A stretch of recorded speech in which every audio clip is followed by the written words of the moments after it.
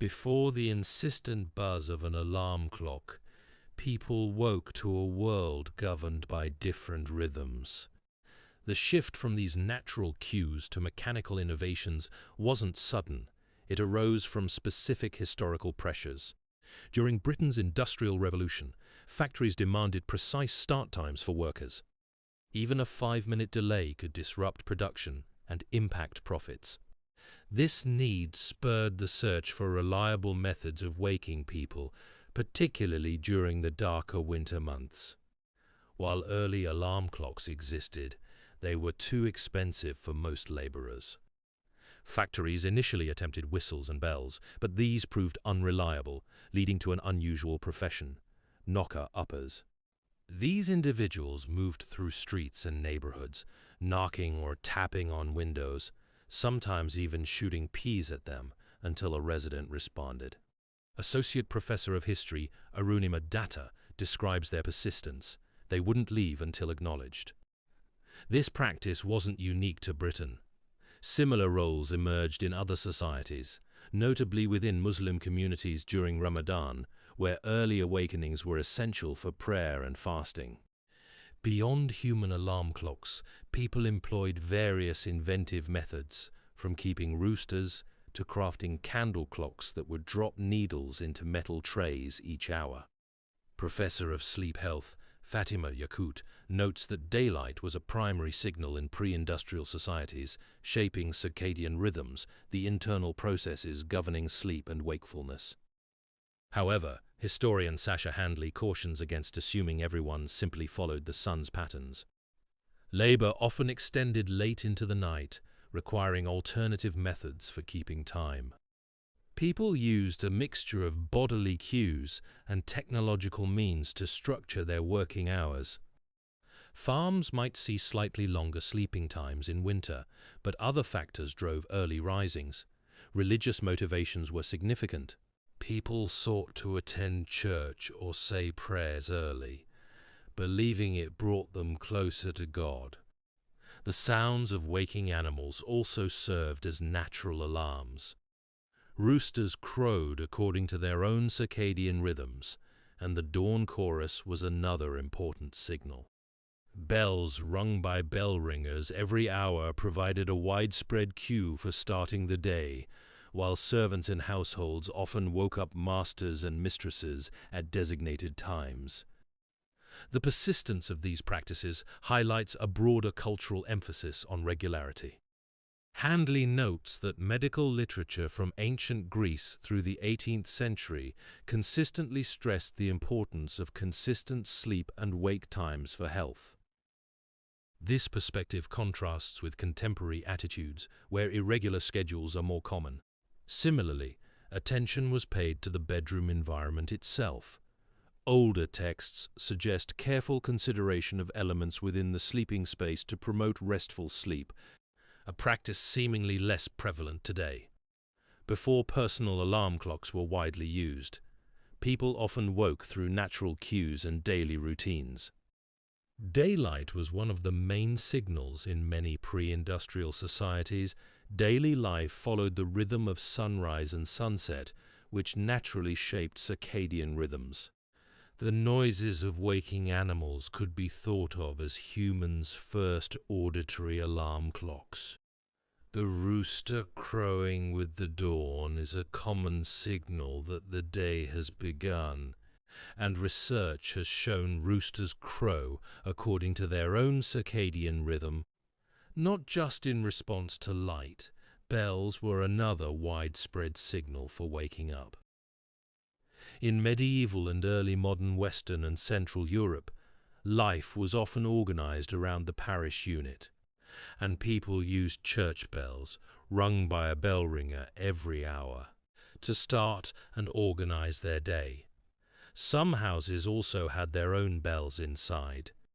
Servants would typically be the ones to get up first, and it was their responsibility to wake up the masters and mistresses of the households at the appropriate hour.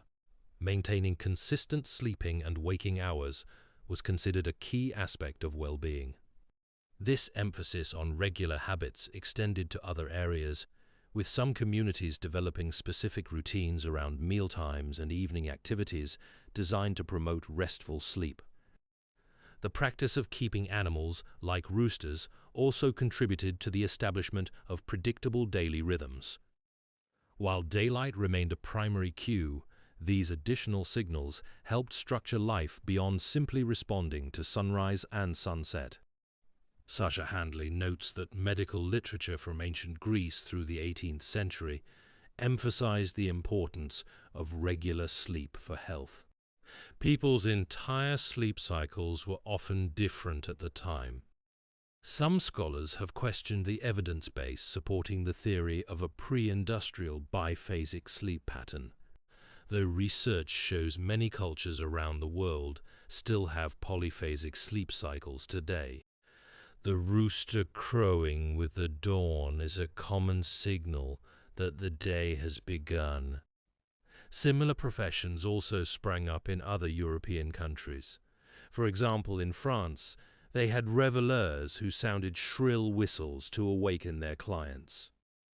During Britain's Industrial Revolution, factories faced a need for strict timekeeping and specific start times for workers. An entire profession dedicated to awakening people sprouted up. Knocker-uppers, who would knock or tap on windows until they got a response from their clients. These professions existed in other societies as well, especially in Muslim communities during Ramadan. By the 1920s, though, the knocker-upper profession had largely died out, as alarm clocks became more commonplace and affordable. Personal alarm clocks became widely used in the late 19th and early 20th centuries, closely following the rise of industrialization and artificial light. Daily routines that once were flexible gradually became organized around the clock. Some aspects of this pre-alarm era are worth considering today. Exposure to daylight is a strong signal for regulating circadian rhythms and supporting healthy sleep timing, while exposure to artificial light later in the evening can delay the body clock. Maintaining regular hours of sleeping and waking was considered crucial to health, a principle inscribed in older medical literature dating back to ancient Greece. Before personal alarm clocks were widely used, people relied on a variety of methods to rouse themselves and others. These ranged from natural cues like daylight and animal sounds to more elaborate technological solutions. One such solution emerged in Tang Dynasty China, a complex puppet show clock created by Yi Zhang. Yi Zhang's invention was not merely a timekeeping device, it was an intricate mechanical marvel designed to entertain as well as alert. The clockwork mechanism, driven by water power, triggered a series of events involving articulated puppets.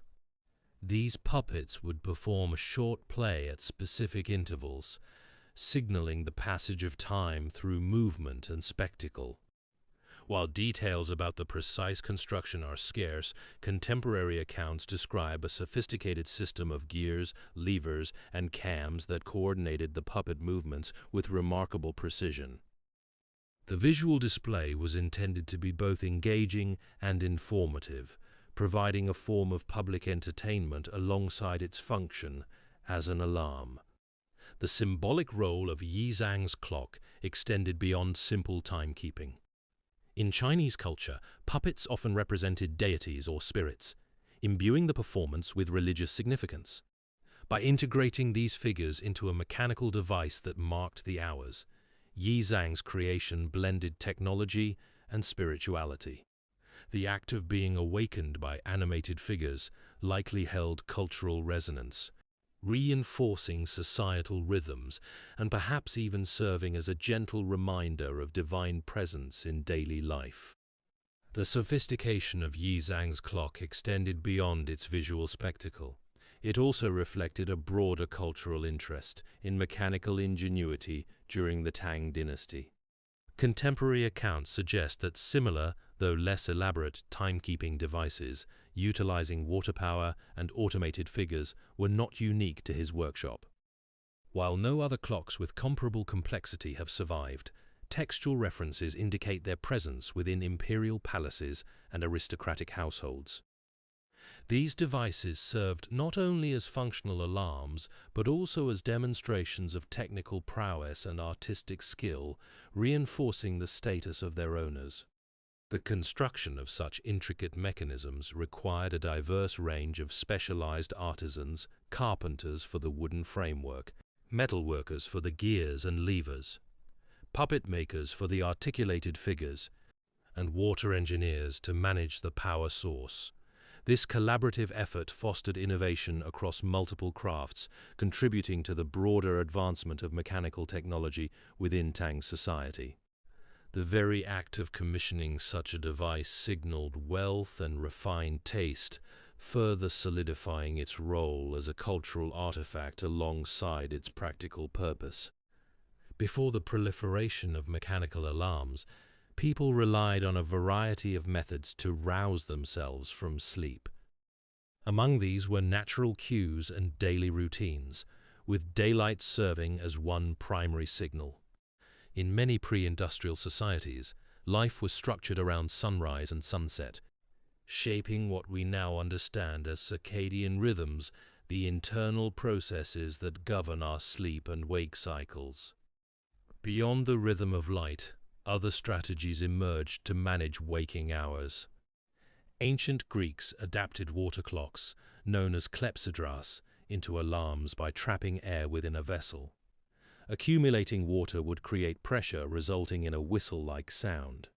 These devices also functioned as automated village bells, utilizing drained reservoirs to strike chimes.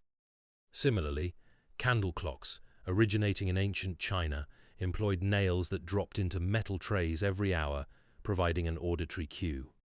Incense sticks were sometimes used for the same purpose, and even placed between toes as a startling method of self-awakening. The further up the social hierarchy one progressed, the more elaborate these personalized alarms became. The practice of using water clocks to signal waking hours extended beyond ancient Greece. Roman engineers also employed them for similar purposes, integrating them into public infrastructure and private residences alike. These devices were not merely timekeeping tools, but served as a means of coordinating daily activities within households and communities.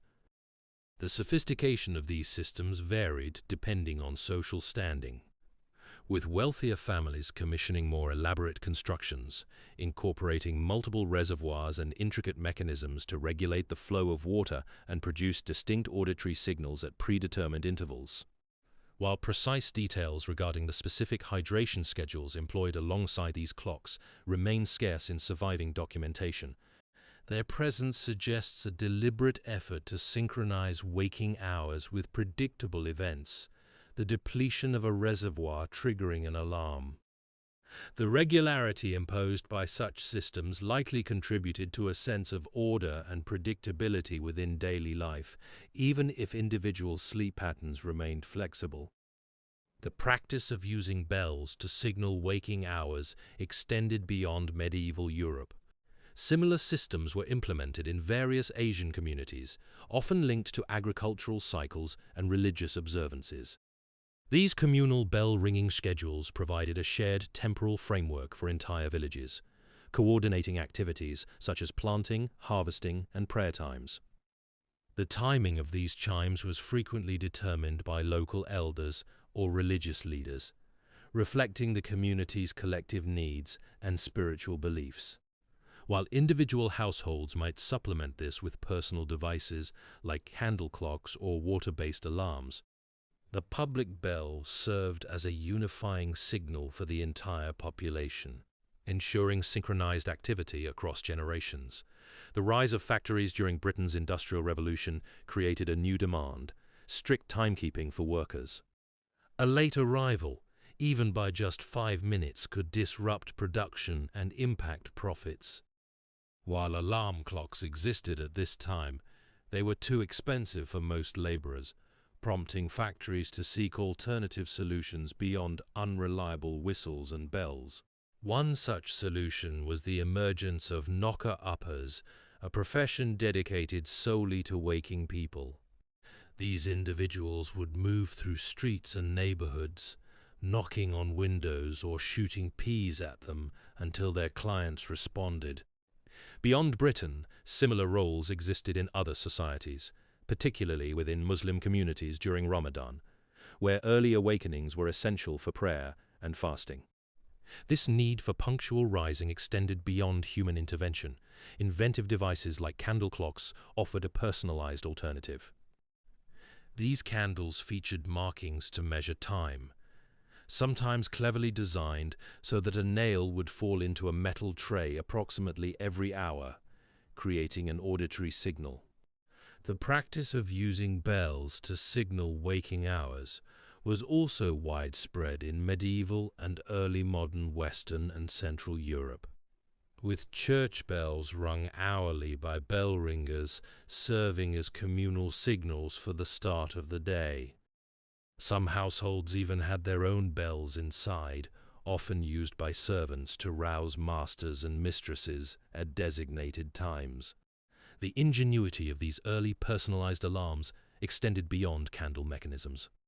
Water clocks also served a similar purpose, particularly within ancient Greece, where Plato adapted them to produce an audible signal. These devices trapped air inside a vessel as water flowed in, creating pressure that resulted in a kettle-like whistle. Such water reservoirs were even used to automate village bells during the 12th century, draining and triggering a striking mechanism. As clockmaking advanced into the 17th century, individuals began crafting their own portable alarms for travel, demonstrating a desire for individualized timekeeping beyond communal signals. While mechanical alarm clocks emerged in the late 18th century, their expense and unreliability limited widespread adoption until the latter half of the 19th century. The practice of using bells to signal waking hours was not without its drawbacks. Complaints arose when individuals were roused prematurely or disturbed by unintended noise. Mary Smith, a much-loved knocker-upper in East London, specialized in shooting peas through a pipe to subtly wake up her clients. Yet even this method occasionally resulted in neighborly disputes over unwanted awakenings. Prior to the late 18th century, waking hours were dictated by a variety of methods: roosters crowing, bells ringing from church towers, and even more inventive personal solutions. Candle clocks, for instance, utilized markings on candles that would trigger a falling nail or gong as they burned down, providing an auditory signal at predetermined intervals. Similarly, incense clocks in China employed threads suspending metal balls, which would clang together when the incense burned through. These early methods offered individuals some degree of control over their waking times, though often with limited reliability and potential for disruption to others. The first known mechanical alarm clock emerged in 1787, crafted by Levi Hutchins of Windsor, Vermont. This device, while a significant innovation, was not widely accessible due to its cost and the limitations of early manufacturing techniques. It functioned using a spring-driven mechanism that released a hammer to strike a bell at a preset time. While representing a step toward individualized timekeeping, Hutchins' invention remained largely an anomaly for decades. Failing to displace established methods like knocker-uppers, individuals who would awaken households by rapping on windows or doors, particularly in rapidly industrializing areas of Britain such as Leeds and Manchester. The initial design of Hutchins' alarm incorporated a spring mechanism that required manual winding, and its reliability proved to be another limitation.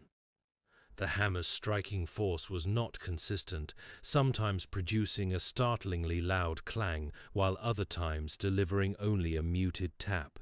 Furthermore, the bell itself was relatively small, restricting the device's audibility across larger homes or in noisy environments. Despite these shortcomings, Hutchins continued to refine his design, and word of its existence slowly spread through Vermont and neighboring states. While no records detail widespread adoption during Hutchins' lifetime, accounts suggest that a few neighbors and acquaintances acquired similar devices, often crafted by local mechanics attempting to replicate the Windsor inventor's concept. The device remained an expensive novelty, largely inaccessible to those outside a small circle of relatively affluent individuals. The device's limited range and manual operation meant its utility remained confined to specific circumstances, often within the inventor's own household or among close acquaintances.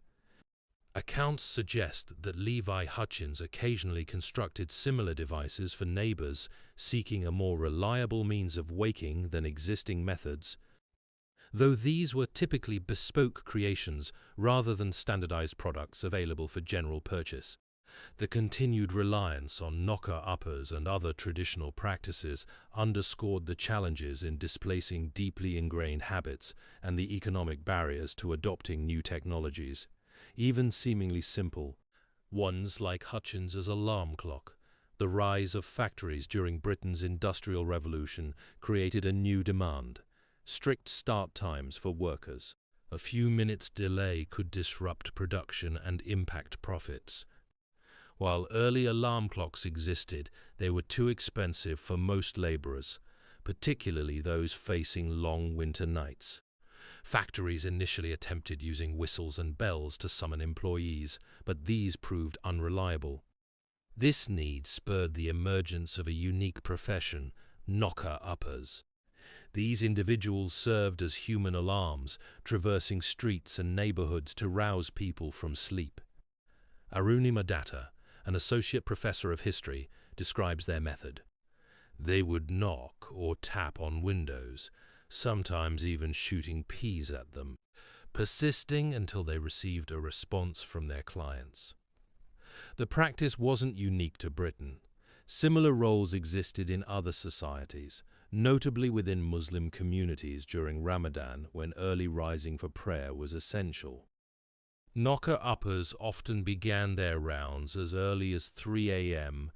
and remained vigilant throughout the night. Their duties extended beyond simply waking people. They also served a societal function by observing unusual activity during those quiet hours. In one instance, a knocker-upper discovered a fire in Bradford and alerted the sleeping family, saving their lives. Another uncovered the body of Jack the Ripper's first victim. However, the profession wasn't without its conflicts. Neighbors sometimes complained about unwanted awakenings, leading to disputes. The disputes arising from overly zealous knocker-uppers highlight a broader tension. While the service provided essential punctuality for industrial labor, its intrusiveness could disrupt household routines and neighborly relations. Datta notes that newspaper accounts of the period frequently satirized the profession, depicting exaggerated scenarios of persistent knocking and frustrated residents. Beyond Bradford and London, similar complaints arose in Manchester and Leeds, cities experiencing rapid industrial growth and dense urban populations. The role wasn't solely limited to waking individuals. Knocker-uppers sometimes acted as informal neighborhood watch patrols, their presence deterring petty crime or alerting authorities to suspicious activity. One documented instance involved a knocker-upper who noticed unusual movements near a warehouse and reported it to the police, preventing a potential robbery. However, this dual function also meant they were occasionally mistaken for criminals themselves, leading to tense encounters with both residents and law enforcement. Before personal alarm clocks were widely used, people often woke through natural cues and daily routines. Daylight was one of the main signals. In many pre-industrial societies, daily life followed the rhythm of sunrise and sunset, which naturally shaped circadian rhythms. People also typically had a mixture of bodily and technological means of ordering their working times. On farms, winter sleeping times might have been slightly longer since the earliest morning tasks often ended by the time autumn closed. A common signal that the day had begun was the rooster crowing with the dawn. Research has shown roosters crow according to their own circadian rhythm, not just in response to light. Bells were another widespread signal for waking up. In medieval and early modern, Western and Central Europe, life was often organized around the parish unit, and people used church bells rung by a bell ringer every hour to start and organize their day. Some houses also had their own bells inside. Servants would typically be the ones to get up first and wake the masters and mistresses of the household at the appropriate hour. The practice of keeping regular hours was considered vital for health. This imperative is inscribed in medical literature from ancient Greece through the 18th century. People took seriously the need to look after their sleep and maintain a consistent schedule. This emphasis on regularity aligns with contemporary research, demonstrating the negative health consequences of irregular sleep patterns, as well as highlighting that maintaining consistent wake times can reduce reliance on alarms. Furthermore, historical attention to bedroom environments, considering what promoted restful sleep versus what disrupted it, offers valuable insights for modern sleep hygiene. The timing of meals also received consideration. Avoiding stimulants before bedtime was a common practice. The practice of avoiding stimulants before bedtime also extended to alcoholic beverages. Medical texts from this period frequently cautioned against consuming alcohol too close to sleep, noting its disruptive effects on restfulness. Furthermore, while bells served as communal signals for waking and organizing daily life, their sound could also be a source of disturbance. Accounts from the time describe complaints about excessively loud or early bell ringing, particularly in densely populated urban areas where noise pollution was already considerable. The effectiveness of these auditory cues depended heavily on proximity to the bell tower and individual tolerance for noise. Those living further away might have relied more heavily on other signals like roosters or household servants. The shift towards more regimented schedules during Britain's Industrial Revolution created a need for precise wake-up times, particularly for factory workers, where even slight delays could disrupt production and impact profits. While alarm clocks existed at this time, they were prohibitively expensive for most laborers. Factories attempted using bells and whistles to summon workers, but these proved unreliable. This necessity spurred the emergence of an unusual profession, knocker-uppers. These individuals would traverse streets and neighborhoods, knocking on windows or shooting peas at them until a resident acknowledged their presence. Beyond Britain's industrial centers, similar practices existed across cultures, particularly within Muslim communities during Ramadan, where early awakenings were essential for prayer and fasting rituals. Throughout history, people devised inventive methods to rouse themselves, ranging from roosters to candle clocks that would trigger an hourly signal. These innovations weren't solely about punctuality.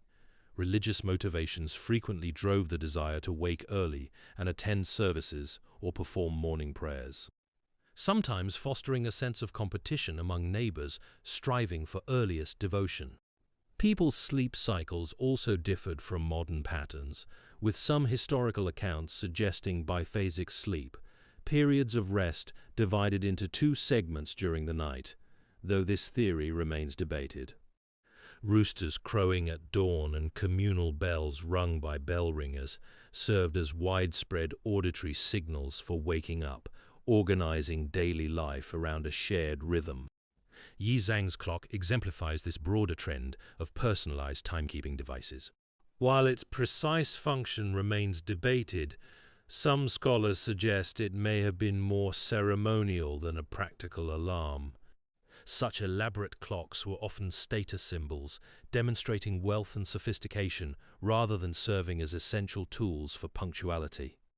The complexity of the mechanism, the incense stick's triggering movement and sound, would have required considerable skill to construct and maintain, further reinforcing its value as an object of display. Accounts suggest that while some Chinese households employed similar devices, their widespread adoption among laborers was limited by cost and accessibility. Yizhang's clock, therefore, may represent a pinnacle of innovation within elite circles rather than reflecting common practices for waking up. Handley notes that personalized bells within households served a function similar to later alarm clocks, relying on human intervention rather than mechanical precision. Similarly, the practice of servants waking masters and mistresses underscores the integration of time management into domestic labor roles. While Yizhang's clock may represent an elite innovation, it existed within a context where structured wake-up routines were already embedded in social hierarchies. Candle clocks with markings for incremental measurements of passing time go back to ancient China. These could be devised so that a nail would fall into a metal tray approximately every hour. Incense was also used to keep time, sometimes with metal balls hanging by threads which would fall into a tray below. Water clocks, known as clepsydra in ancient Greece, were widespread for centuries. The first mechanical alarm clock was invented in 1787, though production became more widespread after the first patent registered in 1876. By the 1920s, the knocker-upper profession largely died out as alarm clocks became more commonplace and affordable. Before personal alarm clocks were widely used, people often woke through natural cues and daily routines. Daylight was one of the main signals. In many pre-industrial societies, daily life followed the rhythm of sunrise and sunset, which naturally shaped circadian rhythms. Bells were another widespread signal for waking up. In medieval and early modern Western and Central Europe, life was organized around the parish unit, and people used church bells, rung by a bell ringer every hour, to start and organize their day. There are also plenty of examples of very early personalized alarms. These operated in different ways, using water or flames to trigger signals to awaken somebody close to them. Candle clocks, with markings for incremental measurements of the passing of time, go all the way back to ancient China. Sometimes a nail would fall out into a little metal tray approximately every hour. Incense was also used to keep time in China, sometimes with metal balls hanging by threads which would fall into a tray below, acting as gongs. The practice of keeping regular hours was also linked to broader social expectations. Handley notes that early modern medical texts emphasized the importance of aligning daily activities with natural rhythms, including sleep and wakefulness. This wasn't merely about individual health. It reflected a wider cultural understanding of order and discipline. Maintaining consistent routines signaled responsibility and trustworthiness within communities. Furthermore, some individuals employed herbal remedies to aid in both falling asleep and waking. While specific recipes varied across regions and time periods, certain plants were commonly associated with promoting relaxation or stimulating alertness. For example, chamomile was frequently used as a sleep aid, while rosemary was sometimes ingested to enhance mental clarity upon awakening. The use of these natural substances highlights the integration of botanical knowledge into daily life and self-care practices before modern pharmaceuticals became available. The use of bells extended beyond organized religion. They were also integrated into domestic life, with some households employing them to signal waking hours for servants and household members. Handley notes that these internal bells often dictated the start of the day, within a family unit, ensuring everyone adhered to a prescribed schedule. Accounts from the 17th century suggest individuals would sometimes mackle up their own alarm clocks when they go traveling, indicating an early form of personalized timekeeping beyond fixed village or church schedules. Prior to widespread industrialization and affordable clocks, people employed various methods for waking up. While daylight remained a primary cue, individuals also utilized technological means to regulate their mornings. Among these were candle clocks, offering an early form of personalized timekeeping. These devices functioned through the controlled burning of candles marked with incremental measurements. As the candle burned down, a mechanism would trigger a signal, often a nail falling into a metal tray approximately every hour. This auditory cue served as a rudimentary alarm, allowing individuals to rouse themselves at predetermined times. The ability to create one's own candles contributed to their accessibility and affordability. Candle clocks weren't unique to Britain. They had been utilized in ancient China centuries earlier, demonstrating a widespread need for timekeeping devices beyond the rhythms of nature. The construction of these candle clocks varied depending on available materials and individual ingenuity. Some employed a simple nail suspended by thread, while others utilized more elaborate mechanisms involving levers or gears. The precision of such devices was naturally limited. Variations in candle diameter, wax composition, and even drafts could affect burn time, leading to inaccuracies in the wake-up signal.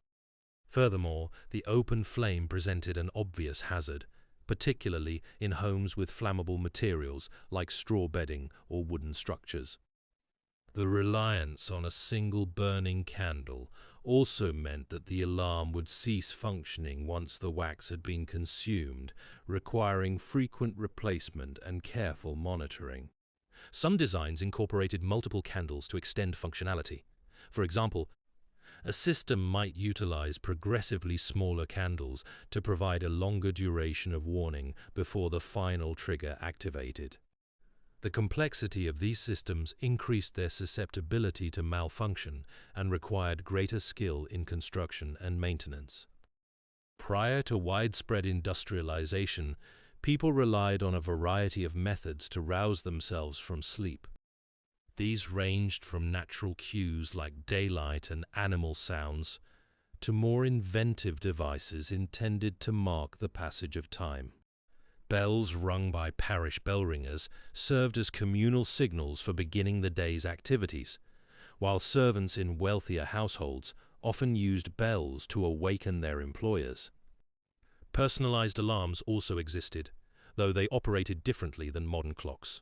Candle clocks, originating in ancient China, employed markings on candles that would trigger a mechanism, sometimes a falling nail, to create an auditory signal at predetermined intervals. Similarly, incense clocks utilized threads connected to metal balls, which would clang when the thread burned through. These early devices offered a degree of control over waking hours beyond simply relying on natural light or animal sounds. The earliest mechanical alarm clocks appeared at the end of the 18th century, though they were not widely accessible due to their cost and unreliability. These clocks used spring-driven mechanisms and often incorporated a bell chime to signal the appointed hour. While these represented an advancement over candle or incense-based systems, their expense limited their adoption among most people. The design of these early alarms was constrained by available technology. They were not adjustable in the way modern alarm clocks are, meaning the wake-up time was fixed at the point of manufacture and could not be easily altered by the user. The fixed nature of these early alarms presented a significant limitation for users. Unlike later adjustable models, the time at which they sounded was determined during their manufacture and could not be altered by the owner. This meant that individuals relying on such devices were essentially locked into a predetermined wake-up schedule, regardless of personal preference or changing circumstances. While some clockmakers offered variations in chime tone or bell size, these modifications did not affect the fundamental fixed time setting. The inability to adjust the alarm time proved particularly problematic for those whose work schedules varied or who wished to accommodate seasonal changes in daylight hours. Though a degree of personalization was possible through decorative elements, some clocks featured elaborate carvings or painted designs, the core functionality remained inflexible. The limitations of early timekeeping devices meant that individuals often relied on external cues to wake them. During Britain's Industrial Revolution, factories demanded strict punctuality from their workers. A late arrival could disrupt an entire assembly line and impact profits. While alarm clocks existed at the time, they were prohibitively expensive for most laborers. Factories initially attempted using whistles and bells, but these proved unreliable. This need spurred a unique profession: knocker-uppers. These individuals would traverse streets and neighborhoods, knocking or tapping on windows, or even shooting peas to rouse their clients, persisting until receiving a response. Similar roles existed in other societies, particularly within Muslim communities during Ramadan, when early rising for prayer was essential. Knocker-uppers often began waking people as early as 3 a.m. They served a broader societal function, observing and reporting unusual occurrences during the quiet hours of the night. One discovered a house fire at 2 a.m., alerting the family, while another uncovered the body of Jack the Ripper's first victim. However, their methods weren't always welcomed. Neighbors sometimes complained about the disturbances, leading to disputes that occasionally appeared in local court records. These legal proceedings offer a glimpse into the social tensions generated by this unusual profession.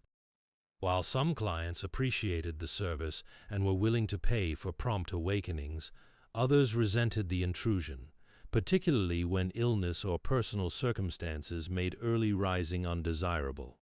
Fees varied depending on distance and time of day, with pre-dawn calls commanding higher rates. The profession also attracted satirical commentary in popular periodicals, often portraying knocker-uppers as intrusive figures disrupting domestic tranquility, reflecting broader anxieties about the intrusion of industrial labor into traditional rhythms of life. Similar professions sprang up in other European countries. In Italy, they had hooters, and in France, réveilleurs. By the 1920s, the profession largely faded as more affordable alarm clocks became available.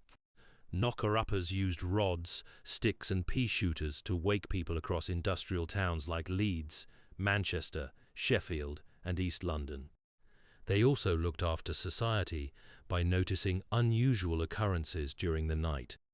Research has shown roosters crow according to their own circadian rhythm, not just in response to light. Bells were another widespread signal for waking up. Life was often organized around church bells rung every hour.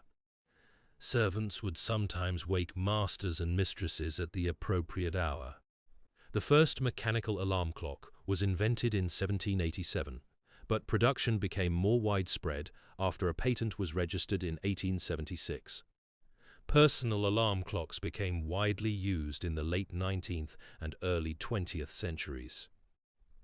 Keeping regular hours of sleeping and waking has historically been considered crucial to health. Before personal alarm clocks were widely used, people woke through natural cues and daily routines. Daylight was one of the main signals. In many pre-industrial societies, life followed the rhythm of sunrise and sunset, which naturally shaped circadian rhythms. Bells were another widespread signal for waking up. Life was often organized around church bells rung every hour. Servants would sometimes wake masters and mistresses at the appropriate hour. The first mechanical alarm clock was invented in 1787, although it was only after the first patent was registered in 1876 that production became more widespread. Still, these wound spring alarm clocks were both unreliable and too expensive to be widely available for most people. During Britain's Industrial Revolution, new factories faced a need for strict timekeeping, including far more specific start times for workers. A worker arriving even 5 minutes late could hold up an entire assembly line, losing their employer's profit. They needed a means to wake up on time, especially in the darker winter months. Factories tried using whistles and bells to wake and summon workers, but they often proved unreliable. Instead, an entire profession dedicated to awakening people sprouted up, knocker-uppers.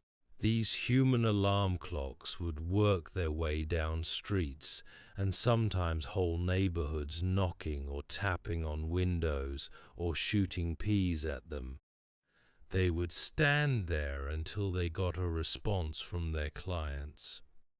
Similar professions also sprang up in other European countries in the 19th century.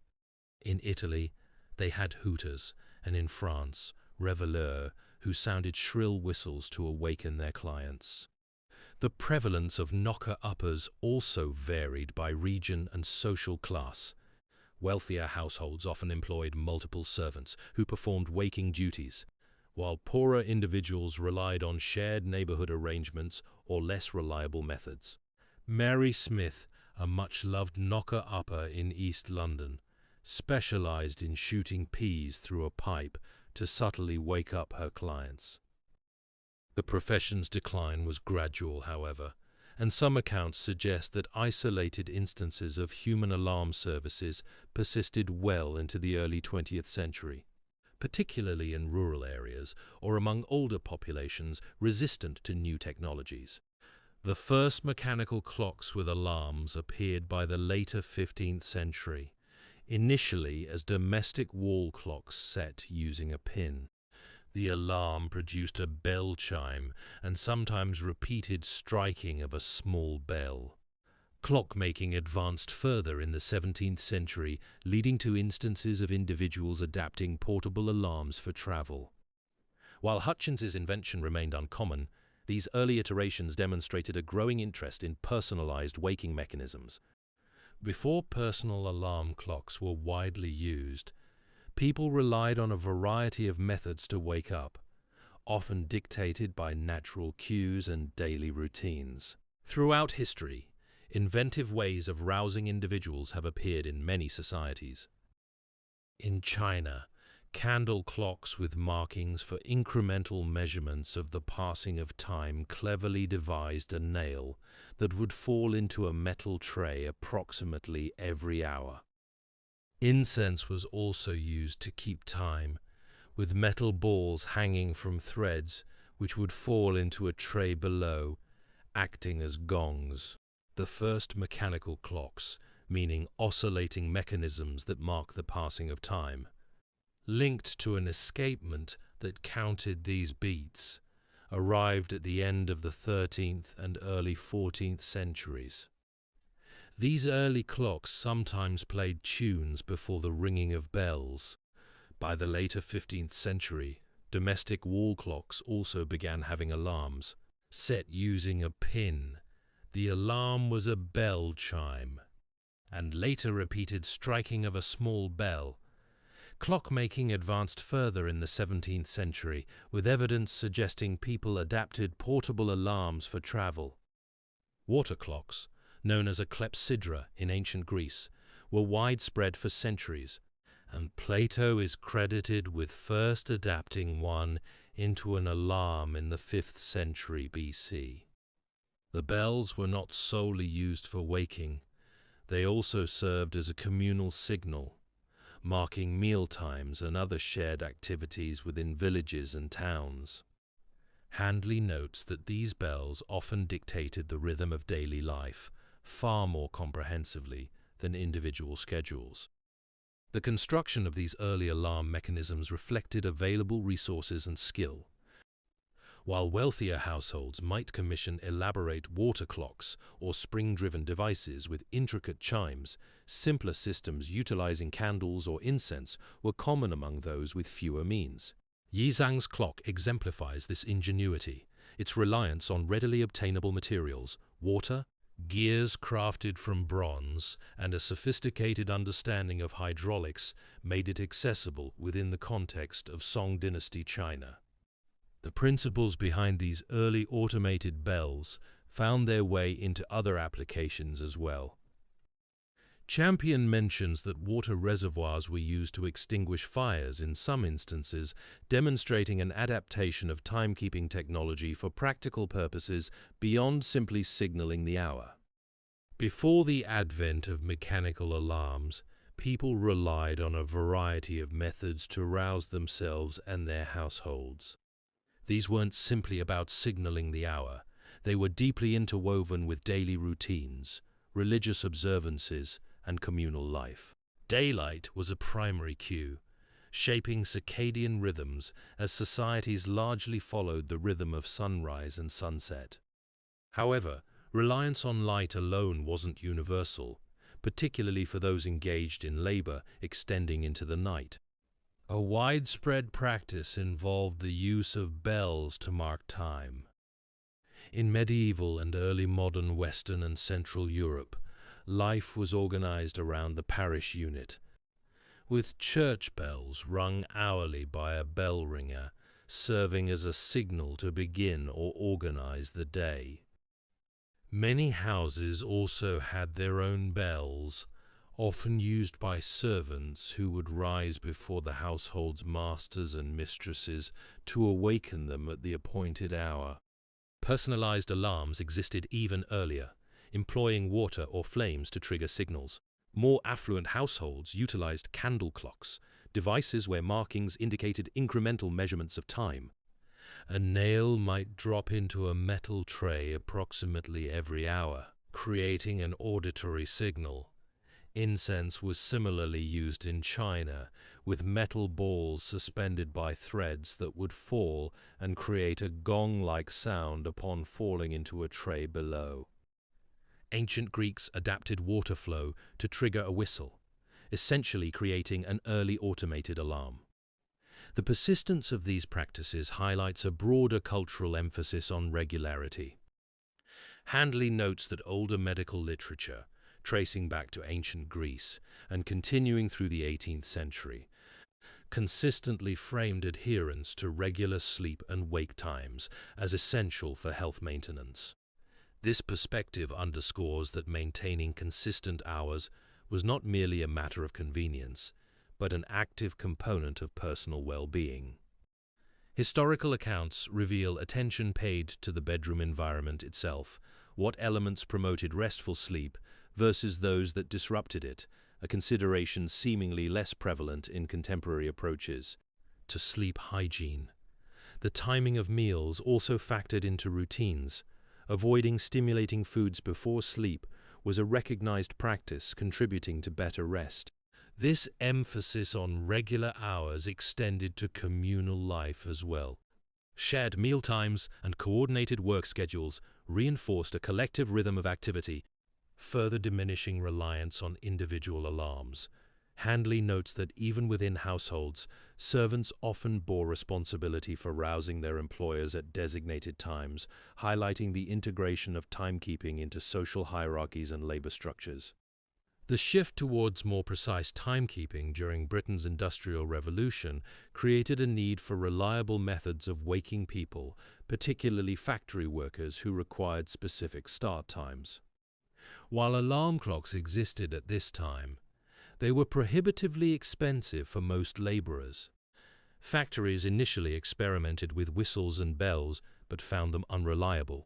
A profession then arose dedicated to awakening individuals, the knocker-uppers. These individuals would traverse streets and neighborhoods, knocking on windows or shooting peas at them until a response was received. Beyond industrial settings, similar roles existed in other societies, especially within Muslim communities during Ramadan for early morning prayers. People also devised personalized alarms using various methods. Candle clocks, originating in ancient China, provided one such solution.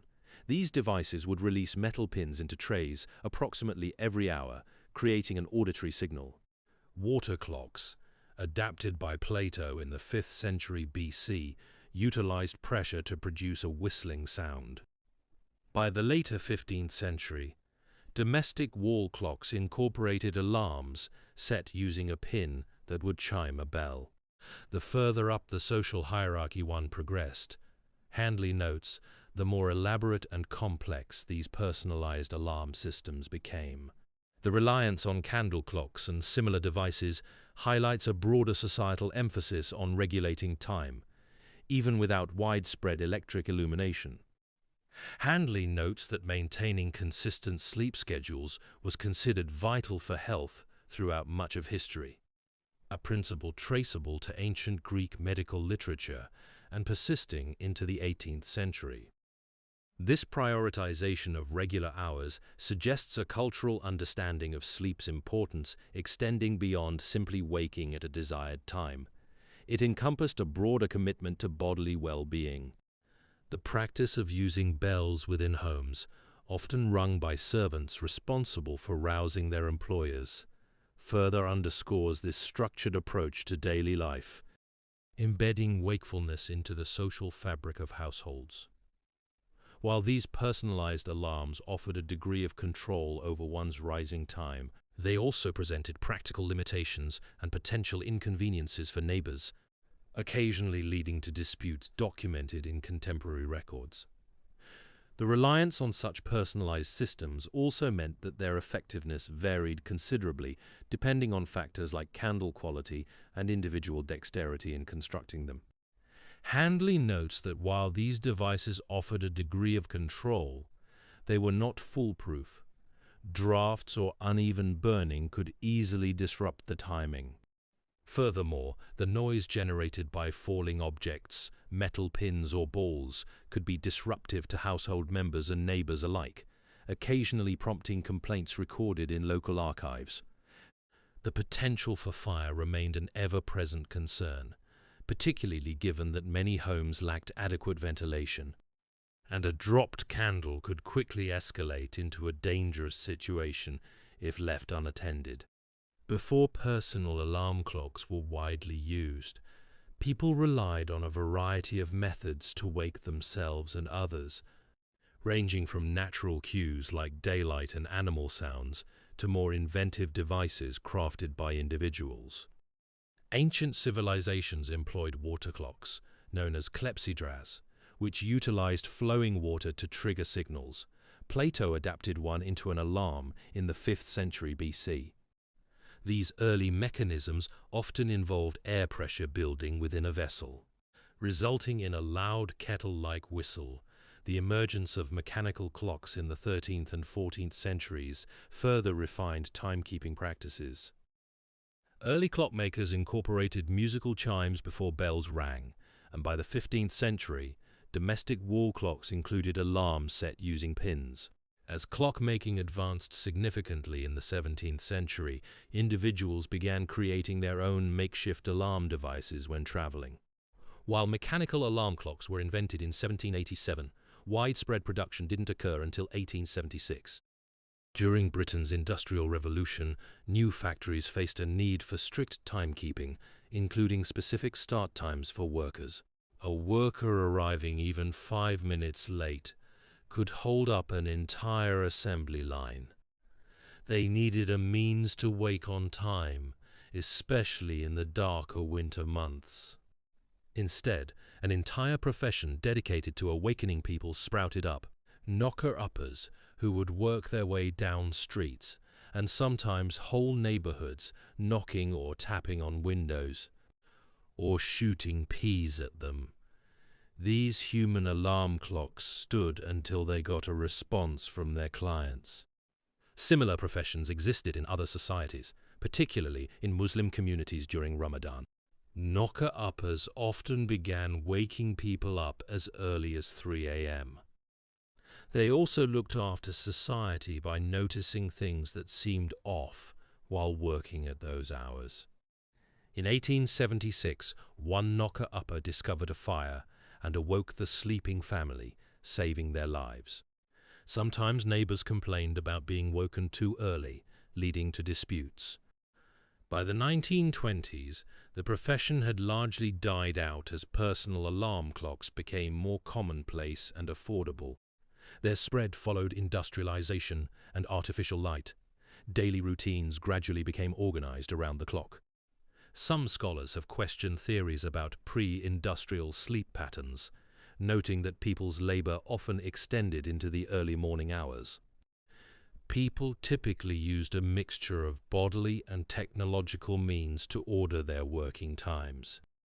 Religious motivations were important reasons for keeping timekeeping devices by beds, as people wanted to get to church or say prayers early. The noises of waking animals could be thought of as humans' first auditory alarm clocks. Roosters crow according to their own circadian rhythm. Bells also signaled the start of the day in medieval and early modern Europe. Servants often woke up masters and mistresses at the appropriate hour. Candle clocks with markings for time measurements were used in ancient China. Water clocks were widespread, and incense was sometimes placed between toes to wake people. The first mechanical alarm clock was invented in 1787, although it was only after the first patent was registered in 1876 that production became more widespread. Research continues to show that morning light is important for regulating circadian rhythms and supporting healthy sleep timing. Before personal alarm clocks were widely used, people often woke through natural cues and daily routines. Daylight was one of the main signals. In many pre-industrial societies, daily life followed the rhythm of sunrise and sunset, which naturally shaped circadian rhythms. People also kept time using bells rung by a bell ringer every hour. Servants would typically be the ones to get up first and wake masters and mistresses at the appropriate hour. During Britain's Industrial Revolution, new factories faced a need for strict timekeeping, including far more specific start times for workers. A worker arriving even 5 minutes late could hold up an entire assembly line, losing their employer's profit. They needed a means to wake up on time, especially in the darker winter months, and while early alarm clocks existed at this time, they were far too expensive for a typical worker. Factories tried using whistles and bells to wake and summon workers, but they often proved unreliable. Instead, an entire profession dedicated to awakening people sprouted up: knocker-uppers. These human alarm clocks would work their way down streets, and sometimes whole neighborhoods, knocking or tapping on windows, or shooting peas at them. They would stand there until they got a response from their clients. Knocker-uppers would stay up all night and often begin waking people up at 3 a.m. The humor surrounding knocker-uppers extended beyond neighborly disputes. They became figures of local folklore and caricature. Data notes their presence in popular magazines, often depicted as eccentric or even comical characters, reflecting a complex relationship with this unusual profession. While providing an essential service, the very nature of their work, intruding upon private lives at such early hours, lent itself to amusement. Some knocker-uppers developed reputations for particular quirks or methods, becoming recognizable figures within their communities. The fees charged varied depending on location and time of waking. In Leeds, a knocker-upper might earn around 8 pence for an early morning call. As the profession grew, so did the stories associated with it, contributing to a unique cultural narrative surrounding these nocturnal awakeners. The persistence of these nocturnal figures also generated anxieties. Data notes that some employers expressed concerns about knocker-uppers potentially disrupting production by rousing workers too early or causing unnecessary commotion, leading to complaints and occasional legal disputes regarding noise ordinances. While largely viewed with amusement, the profession's intrusion into private lives occasionally sparked friction within communities. Before personal alarm clocks were widely used, people often woke through natural cues and daily routines. Daylight was one of the main signals. In many pre-industrial societies, daily life followed the rhythm of sunrise and sunset, which naturally shaped circadian rhythms. Bells were another widespread signal for waking up. In medieval and early modern Western and Central Europe especially, life was organized around the parish unit, and people used church bells, rung by a bell ringer every hour, to start and organize their day. Some houses also had their own bells inside. Servants would typically be the ones to get up first and wake the masters and mistresses of the households at the appropriate hour. The noises of waking animals could perhaps be thought of as humans' first auditory alarm clocks. The rooster crowing with the dawn is a common signal that the day has begun. Candle clocks, with markings for incremental measurements of the passing of time, go all the way back to ancient China. Some were devised so that a nail would fall out into a little metal tray approximately every hour. Incense was also used to keep time in China, sometimes with metal balls hanging by threads, which would fall into a tray below, acting as gongs. People's entire sleep cycles were often different at the time. Research shows that many cultures around the world still have polyphasic sleep cycles today. The emphasis on regular hours extended to beliefs about appropriate bedtime and rising times. Handley notes that medical literature from ancient Greece through the 18th century consistently stressed the importance of maintaining a consistent sleep schedule for health. This wasn't merely a matter of personal preference, but was often viewed as a vital component of overall well-being. Furthermore, historical practices highlight an awareness of the bedroom environment's impact on sleep quality. Considerations included what items were present and how they might affect restfulness. Avoiding stimulants close to bedtime also appears as a recurring recommendation across different eras, reflecting a recognition that diet could influence sleep patterns. These past approaches offer parallels to contemporary research, emphasizing the detrimental health effects of irregular sleep schedules and suggesting that consistent routines can facilitate waking without reliance on alarms. And these past approaches offer parallels to contemporary research, emphasizing the detrimental health effects of irregular sleep schedules and suggesting that consistent routines can facilitate waking without reliance on alarms. This awareness extended beyond simple habit. It was often intertwined with religious practice and social structure, leading to inventive methods for ensuring timely awakenings. One such innovation emerged in China: candle clocks. These devices utilized candles marked with incremental measurements, cleverly designed so a nail would detach and fall into a metal tray approximately every hour, producing an auditory signal. Similarly, incense clocks employed threads suspending metal balls that would clang as they dropped into a tray, marking the passage of time. The development of mechanical clocks in the late 13th and early 14th centuries introduced another layer to this history. These early mechanisms, incorporating oscillating components and escapements, were not solely for telling time. They also began playing tunes before bells rang, signaling waking hours. By the later 15th century, domestic wall clocks incorporated alarms, a bell chime activated by a pin. As clockmaking advanced further in the 17th century, individuals would even devise their own portable alarm mechanisms when traveling. While the first mechanical alarm clock was invented in 1787, its expense and unreliability limited widespread adoption until the late 19th century. Prior to that, however, a different solution arose within Britain's Industrial Revolution, the knocker-upper. The development of these early alarms was not uniform across social strata. As Handley notes, the further up the social hierarchy you get, the more ornate and complex they become.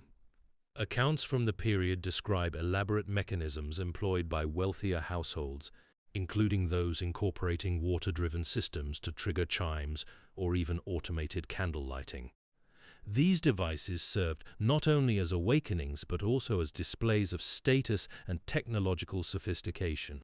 The ingenuity extended beyond mere signaling. Some designs integrated multiple functions, such as regulating room temperature or dispensing medication at specific times. While the precise details of many of these bespoke creations remain scarce due to a lack of surviving documentation, references in household inventories and correspondence suggest their prevalence among affluent families.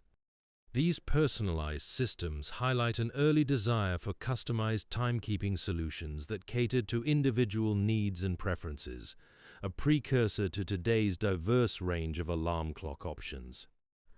Before personal alarm clocks were widely used, people often woke through natural cues and daily routines. Daylight was one of the main signals. In many pre-industrial societies, daily life followed the rhythm of sunrise and sunset, which naturally shaped circadian rhythms. People also kept timekeeping devices next to their beds, driven by religious motivations, a desire to get to church at a particular hour, or say morning prayers early, believing it brought them closer to God. Beyond these natural cues, people devised inventive ways of waking up. The sounds of waking animals could be thought of as humans' first auditory alarm clocks. The rooster crowing with the dawn is a common signal that the day had begun. Bells were another widespread signal, especially in medieval and early modern Western and Central Europe, where life was organized around the parish unit. Church bells, rung by a bell ringer every hour, helped start and organize the day. Some houses also had their own bells inside, often used by servants to wake up the masters and mistresses of the household at the appropriate hour. Candle clocks, with markings for incremental measurements of time, were employed. These sometimes cleverly devised mechanisms would drop a nail into a metal tray approximately every hour, creating an auditory signal. The practice of maintaining regular sleep hours was considered vital for health throughout much of history. People's entire sleep cycles were often different at the time. Research shows that many cultures around the world still have polyphasic sleep cycles today. Sasha Handley notes that people's labor sometimes extended well into the night, and a mixture of bodily and technological means were used to order working times. In industrial Britain, factories needed strict start times for workers, leading to the rise of knocker-uppers, who would knock or tap on windows until they received a response. Similar professions existed in other societies, such as hooters in Italy and reveleurs in France. Knocker-uppers sometimes discovered fires or bodies, demonstrating their role in community safety. By the 1920s, this profession largely died out with the increased availability of alarm clocks. The first mechanical alarm clock was invented in 1787, but it wasn't until later that production became more widespread. Even then, personal alarm clocks closely followed the rise of industrialization and artificial light. It's often assumed that sleep in earlier times was healthier, but the reality was probably mixed, affected by crowded homes or demanding work.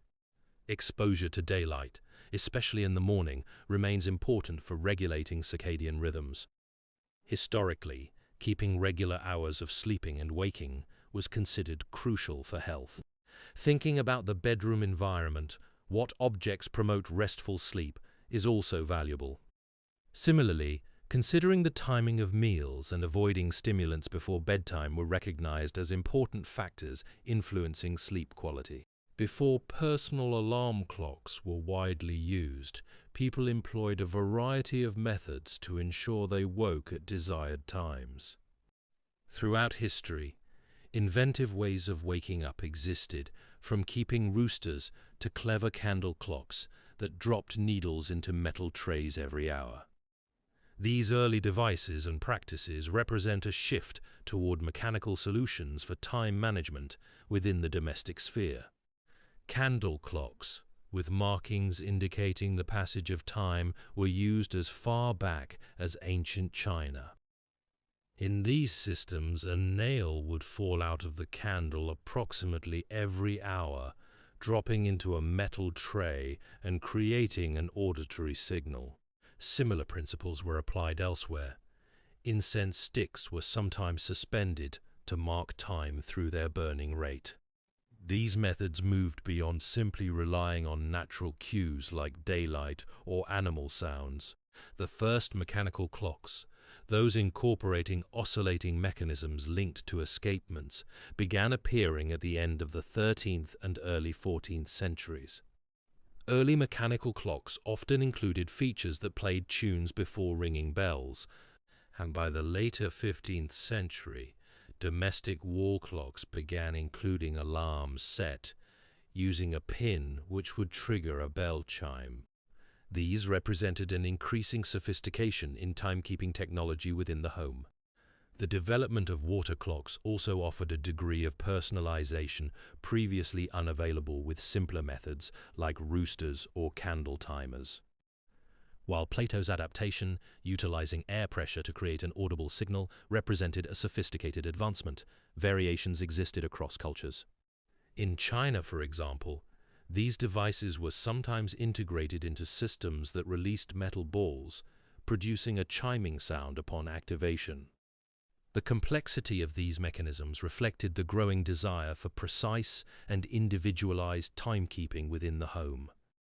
As mechanical clockmaking progressed throughout the 17th century, individuals began adapting existing technologies to create rudimentary personal alarms. Accounts suggest travelers would modify clocks for their own use. Though the first true mechanical alarm clock emerged in 1787, its cost and unreliability limited widespread adoption until later patents improved production methods in the mid-19th century. The increasing prevalence of these personalized timekeeping devices also spurred innovation in their construction and refinement. Accounts from the late 17th century describe individuals incorporating chimes into bedside clocks, allowing for a more melodic awakening than earlier bell systems provided. These modifications often involved intricate arrangements of hammers striking tuned metal rods, creating distinct musical sequences to signal the hour. The complexity of these early alarm mechanisms reflected both the growing technical skill among clockmakers and the increasing desire for individualized control over one's morning routine. Before widespread mechanical alarm clocks, people relied on natural cues like daylight and animal sounds to wake themselves. As industrialization progressed, particularly in Britain, factories demanded strict adherence to schedules, creating a need for more precise wake-up times. Factory workers arriving even 5 minutes late could disrupt production lines and impact profitability. Early alarm clocks existed, but were too expensive for most laborers. This led to the rise of knocker-uppers, individuals who provided a human-powered alternative, traversing neighborhoods to awaken clients by knocking or tapping on windows, sometimes resorting to shooting peas at them until they received a response. Similar roles existed in other societies, notably within Muslim communities during Ramadan for early morning prayers. Many households incorporated bells into their daily routines. Church bells dictated the rhythm of life, and servants often roused household members. Early mechanical clocks also featured alarms, but these were far from reliable or affordable. The persistence of knocker-uppers reveals a broader societal shift. Individual schedules increasingly diverged from natural rhythms, particularly for those engaged in nocturnal labor. Mary Smith, a knocker-upper in East London, specialized in shooting peas through a pipe to subtly rouse her clients. The profession's prevalence also reflected an economic reality. The demand outstripped the availability of affordable mechanical alternatives. Conflicts sometimes arose when neighbors objected to the disturbances caused by knocker-uppers, underscoring the tension between individual needs and communal peace. Fees varied depending on location and service, representing a modest income for those undertaking the work. The profession's decline coincided with increasing industrialization and wage labor, where factory schedules imposed standardized wake-up times. Throughout history, people have had other inventive ways of waking up, from keeping roosters to clever candle clocks that dropped needles into metal trays every hour. Bells were another widespread signal for waking up. In medieval Europe, church bells organized daily life.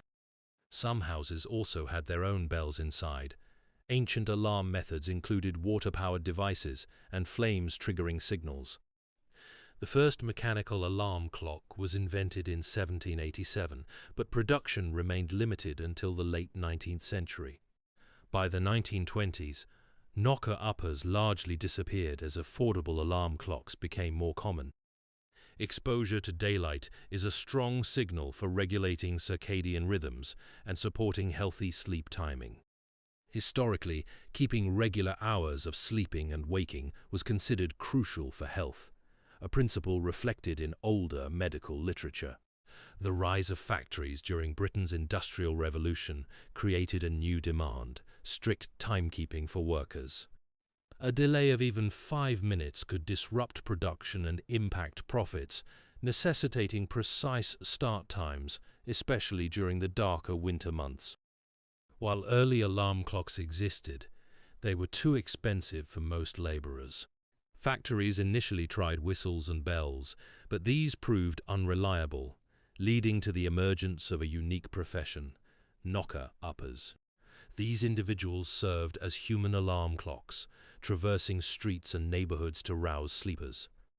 Arunima Datta, an associate professor of history, describes their methods, noting they would knock on windows or shoot peas at them, persisting until receiving a response from their clients. This practice wasn't unique to Britain. Similar roles existed in other societies, particularly within Muslim communities during Ramadan, where early awakenings were essential for prayer and fasting. Knocker-uppers weren't merely wake-up services. They also provided an element of community oversight, observing neighborhoods at unusual hours and sometimes even alerting residents to danger. In one instance, a knocker-upper discovered a house fire at 2 a.m., saving the family inside. Another uncovered the body of Jack the Ripper's first victim. The persistence of knocker-uppers occasionally led to disputes with neighbors disturbed by the early morning noise, as evidenced in police reports and contemporary cartoons. Mary Smith, a well-regarded knocker-upper operating in East London, employed a distinctive method: shooting peas through a pipe to gently rouse her clients. Similar roles existed elsewhere. Italy had hooters, while France utilized réveilleurs, who emitted shrill whistles. These positions highlight the widespread need for punctual awakenings beyond Britain's industrial centers. By the 1920s, however, the profession began to decline as personal alarm clocks became more accessible and affordable. Their proliferation coincided with advancements in clockmaking during the 17th century, when individuals would mackle up their own alarm clocks for travel. The first mechanical alarm clock was invented in 1787, but wider availability did not occur until after a patent was registered in 1876. The prevalence of knocker-uppers also varied by social class. Wealthier households often employed multiple servants, one of whom would fulfill this role. while poorer individuals relied on dedicated professionals. Mary Smith's pea shooting method, for example, suggests a degree of personalized service catering to the client's preferences. Data notes that some clients preferred more forceful awakenings than others, leading to variations in technique among knocker-uppers and occasional disputes with neighbors regarding noise levels. The profession provided a source of income for women, particularly in urban areas where other employment opportunities were limited. The rise of factories during Britain's Industrial Revolution created a new demand: strict start times for workers. A delay of even 5 minutes could disrupt production and impact profits. Workers needed reliable ways to wake up, particularly during the darker winter months. While alarm clocks existed at this time, they were too expensive for most laborers. Factories initially attempted using whistles and bells, but these proved unreliable. This need spurred a unique profession: knocker-uppers. These individuals served as human alarms, moving through streets and neighborhoods to knock or tap on windows, or even shoot peas at them. Arunima Datta, an associate professor of history, notes that they would persist until receiving a response from their clients. Similar roles existed in other societies, particularly within Muslim communities during Ramadan, when early rising was essential for prayer and fasting. Knocker-uppers provided income, especially for women seeking employment in urban areas. The profession wasn't without its challenges. Neighbors sometimes complained about the noise, leading to disputes. The need for punctuality also extended beyond factory work. Sasha Handley, a professor of history, explains that religious motivations were important. People wanted to attend church or say prayers at specific times, driven by a sense of competition with their peers. This desire for regularity influenced sleep patterns and led people to keep timekeeping devices near their beds. The persistence of these professions highlights the challenges to establishing standardized schedules. While bells served as communal time signals, their ringing often lacked consistency and relied on the diligence of bell ringers. Handley notes that even with mechanical clocks becoming more prevalent by the late 15th century, the alarm was a bell chime and later repeated striking of a small bell. This suggests that early alarms were not subtle or easily adjustable, potentially contributing to neighborly disputes documented by Datta. The reliance on knocker-uppers and similar roles also underscores a social element in timekeeping. These individuals provided a service rooted in personal interaction and accountability, something absent with purely mechanical devices.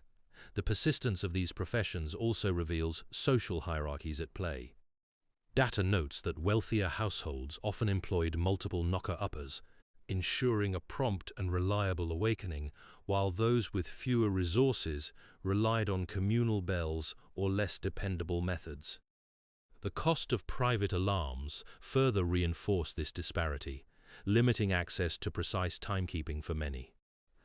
The rise of factories during Britain's Industrial Revolution created a new demand: precise start times for workers.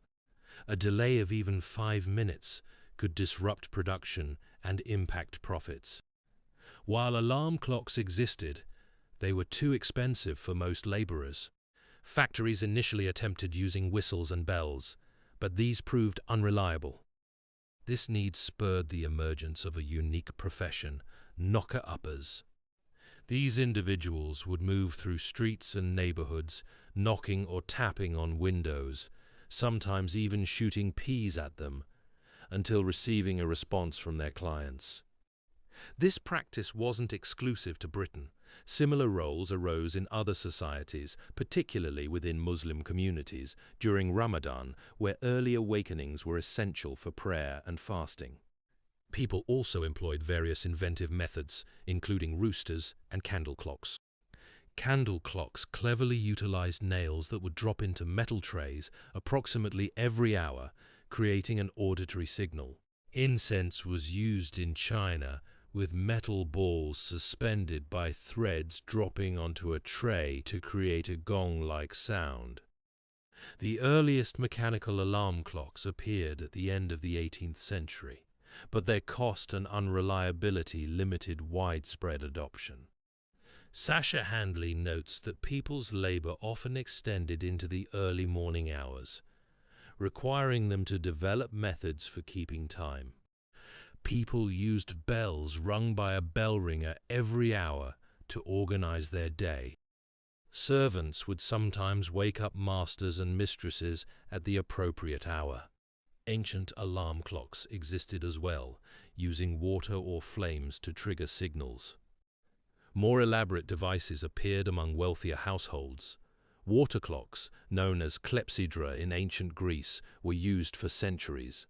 Plato adapted one into an alarm. Knocker-uppers would stay up all night and sometimes began waking people up at 3 a.m. And they also looked after society by noticing things that seemed off during the early hours. In 1876, one knocker-upper discovered a fire in a Bradford house and awoke the family. Similar professions arose in other European countries. Italy had hooters, and France utilized réveilleurs. By the 1920s, the profession largely declined as alarm clocks became more commonplace. Fatima Yakut observes that exposure to daylight was one of the main signals for regulating circadian rhythms. Handley notes that maintaining regular sleep hours was seen as crucial for health, a practice seemingly diminished in more recent times. These practices chime with today's research showing the health risks of irregular sleep hours. Before personal alarm clocks, people relied on various methods to wake up, often intertwined with spiritual beliefs and the natural world. A common signal was the rooster's crow, which research shows is governed by its own circadian rhythm.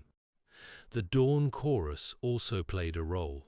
Bells were widespread signals for waking, particularly in medieval and early modern Western and Central Europe. Life was organized around parish units, with church bells rung hourly to structure daily routines.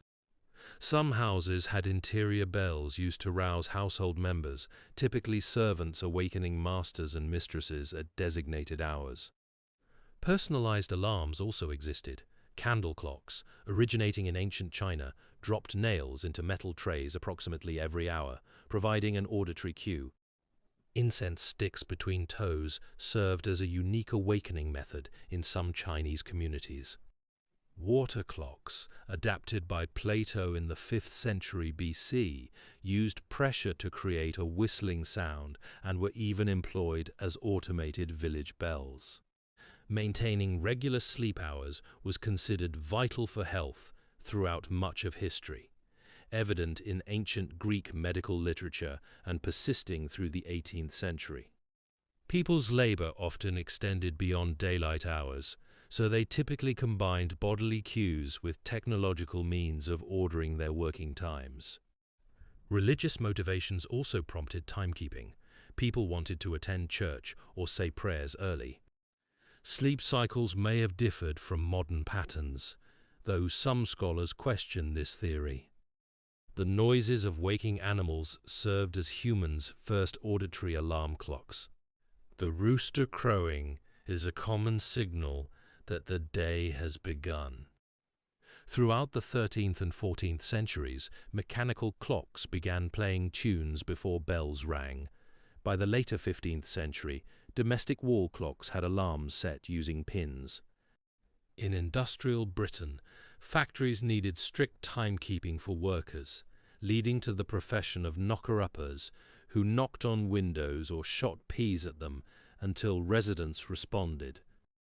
Similar professions existed in other societies, such as hooters in Italy and reveleurs in France. By the 1920s, alarm clocks became more commonplace, ending the need for knocker-uppers. Exposure to morning light is a strong signal for regulating circadian rhythms. Historically, people viewed keeping regular sleep hours as crucial for health.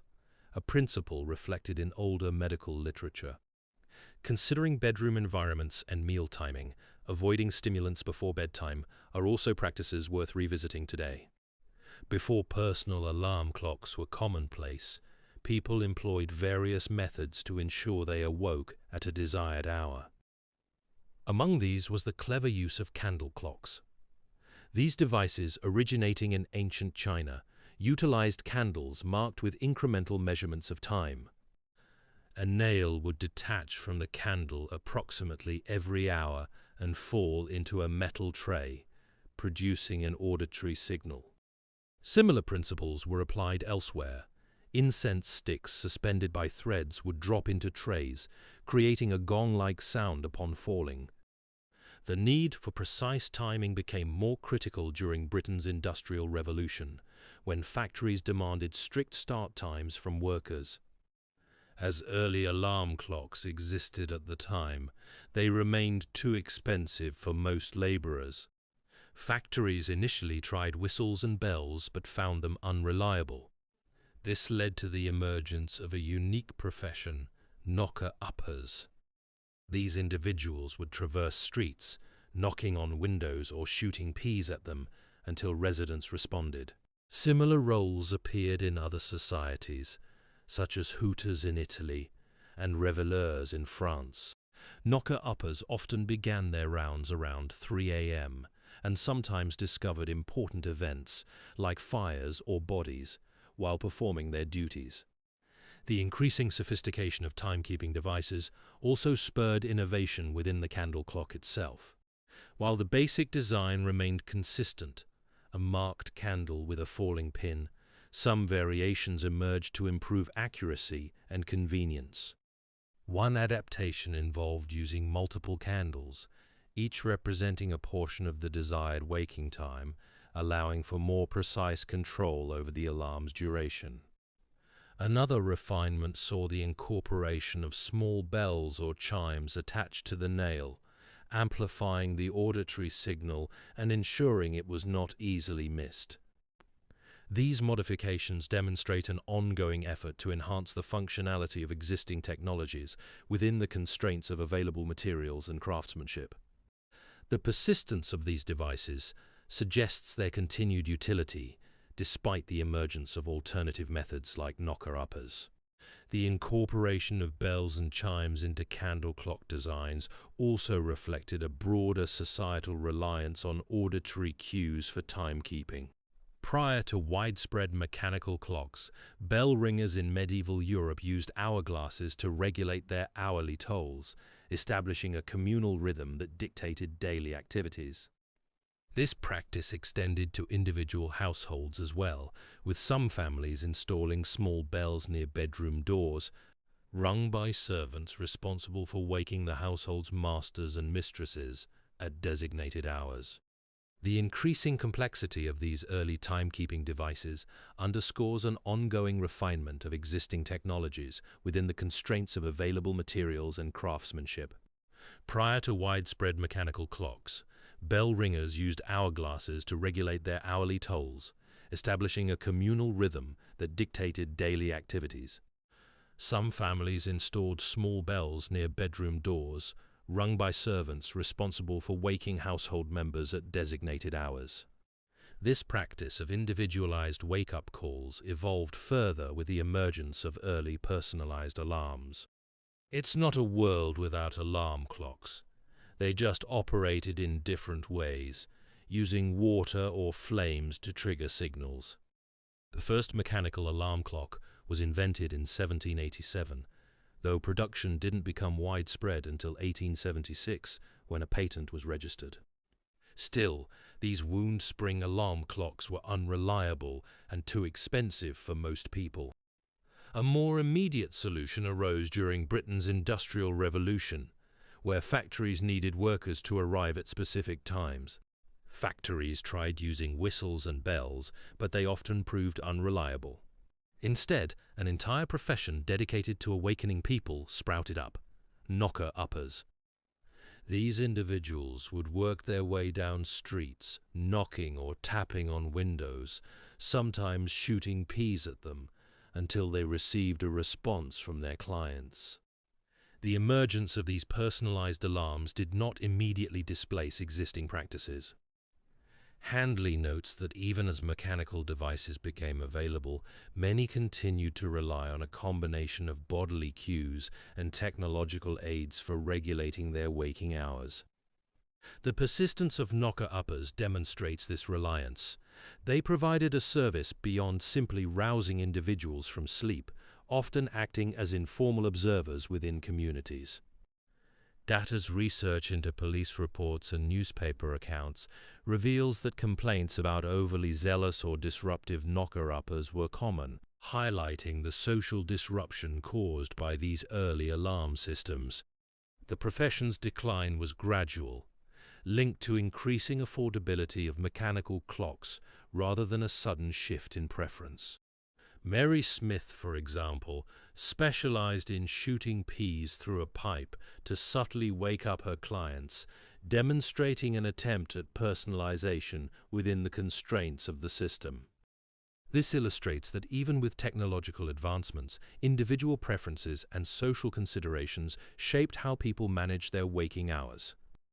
The persistence of these personalized awakenings also reveals a cultural emphasis on punctuality and social obligation.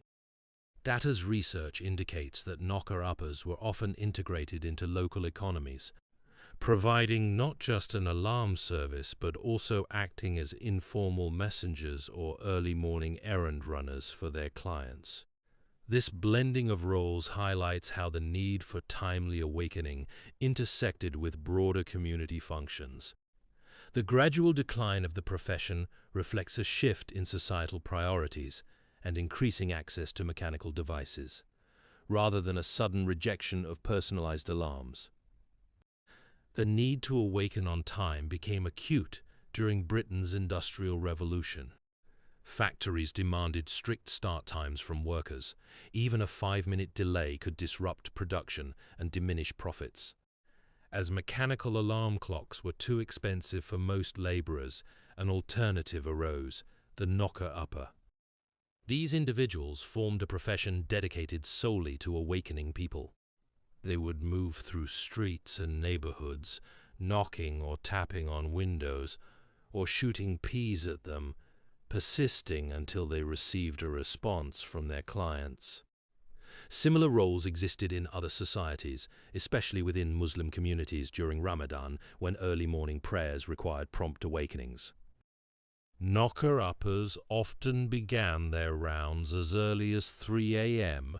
and were sometimes seen as contributing to the safety of their communities, noting unusual occurrences while on their routes. One such knocker-upper discovered a house fire in Bradford, alerting the sleeping family and saving their lives. Another found the body of Jack the Ripper's first victim. Their persistence could also lead to conflict, with neighbors sometimes complaining about unwanted awakenings and fights erupting. Newspaper accounts from Leeds detail instances of disgruntled residents confronting knocker-uppers, leading to physical altercations and legal disputes. This highlights a tension inherent in the profession. While providing a valuable service, knocker-uppers intruded upon personal space and disrupted household routines. Beyond occasional quarrels, however, the knocker-uppers' presence fostered social connection within neighborhoods.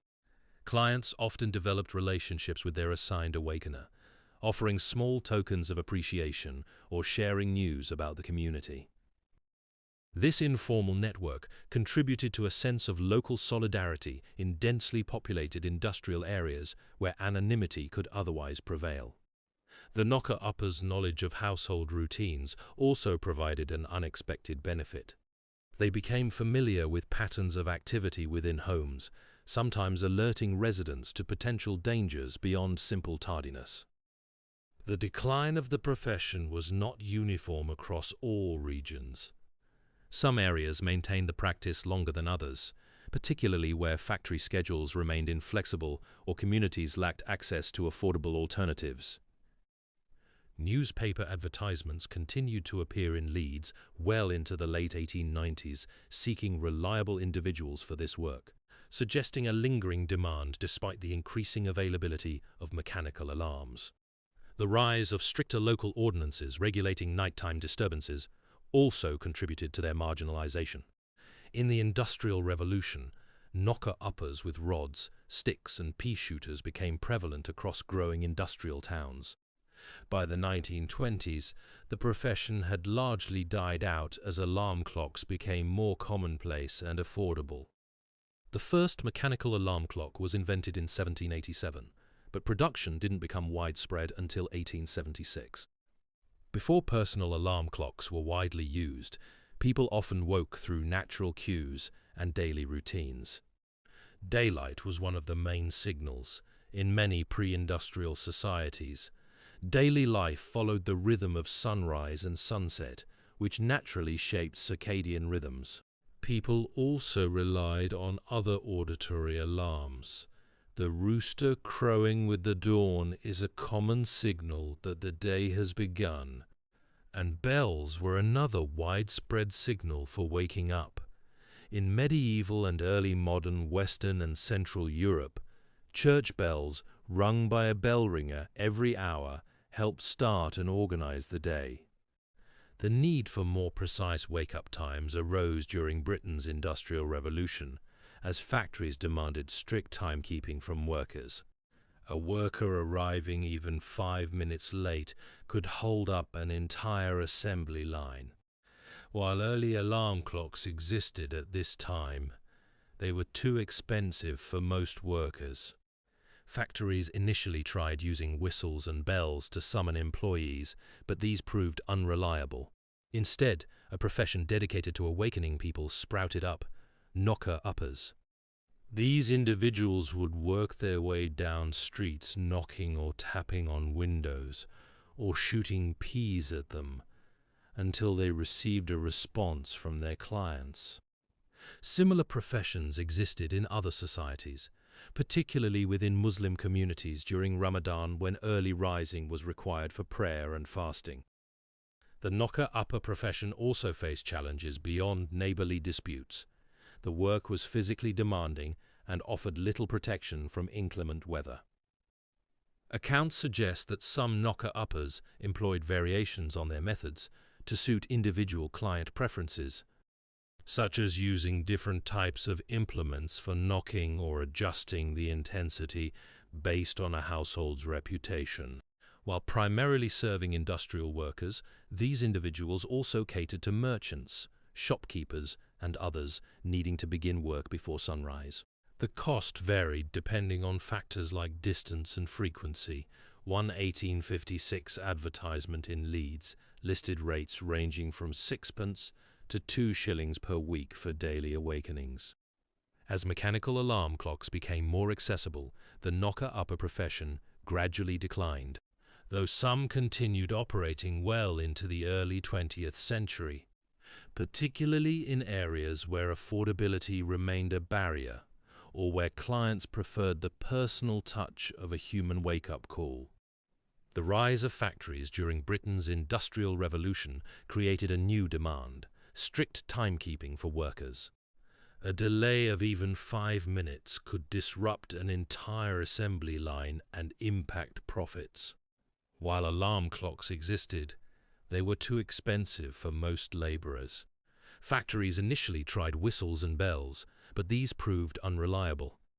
This need led to the emergence of a unique profession: knocker-uppers. These individuals would move through streets and neighborhoods, knocking on windows or shooting peas at them until receiving a response from their clients. Arunima Datta, an associate professor of history, describes this persistent approach.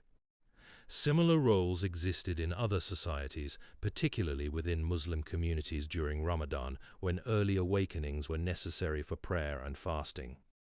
Beyond human wake-up calls, people throughout history employed inventive methods to rouse themselves. These included keeping roosters or utilizing candle clocks, clever devices where a nail would fall into a metal tray approximately every hour as the candle burned down. Incense clocks, similarly used threads suspending metal balls that would clang when they dropped into a tray.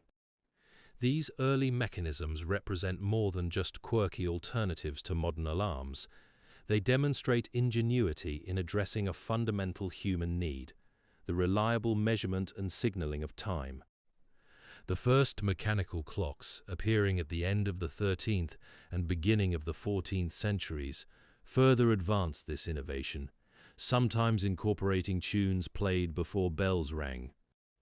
By the later 15th century, domestic wall clocks even included alarms set with pins that would chime a bell.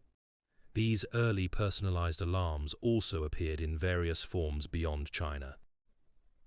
Handley notes that evidence suggests people mackled up their own alarm clocks when they go traveling, for example, indicating a desire to maintain routines outside the home. By the later 15th century, domestic wall clocks began incorporating alarm functions, utilizing pins to chime a bell, a mechanism demonstrating an increasing sophistication in timekeeping technology and its integration into daily life. The first known mechanical alarm clock was invented in 1787, though widespread availability remained limited due to cost and reliability concerns. These personalized alarms also reflect broader societal values concerning time and labor. Handley notes that maintaining a consistent schedule was often viewed as a virtue, contributing to both individual productivity and social order. The increasing complexity of these early alarm devices, moving beyond simple candle or incense-based systems to incorporate mechanical elements, suggests a growing appreciation for precision in timekeeping and its role in structuring daily life. Before the proliferation of mechanical alarms, people relied on a variety of methods to rouse themselves and others. These practices often intertwined with daily routines and were deeply connected to natural rhythms and societal needs. Throughout history, inventive ways of waking up existed, from keeping roosters to clever candle clocks that dropped needles into metal trays every hour. A common signal for waking was the crowing of a rooster, which served as an auditory alarm clock. The dawn chorus also played a significant role, particularly in pre-industrial societies, where daily life frequently followed the rhythm of sunrise and sunset, shaping circadian rhythms. However, Sasha Handley notes that people's labor often extended into the night, meaning reliance solely on daylight was insufficient. Instead, individuals employed a mixture of bodily cues and technological means to structure their working times. Religious motivations were also important. Many kept timekeeping devices near their beds to ensure they attended church or said prayers at specific hours. Candle clocks originating in ancient China provided personalized alarms. These candles featured markings that triggered the release of a nail into a metal tray approximately every hour. Incense was similarly used, with threads suspending balls which would fall and create a sound when an hour passed. Water clocks, adapted by Plato in ancient Greece, utilized pressure to produce a whistle-like sound. In medieval and early modern Europe, church bells rung hourly by bell ringers served as widespread signals for organizing the day. Servants often used indoor bells to awaken household masters and mistresses at designated times. The persistence of these practices highlights a broader cultural emphasis on aligning daily life with natural rhythms, extending beyond mere wakefulness. Handley notes that maintaining regular sleep and waking hours was considered vital for health throughout antiquity and into the 18th century, reflecting a belief in the body's inherent need for predictability.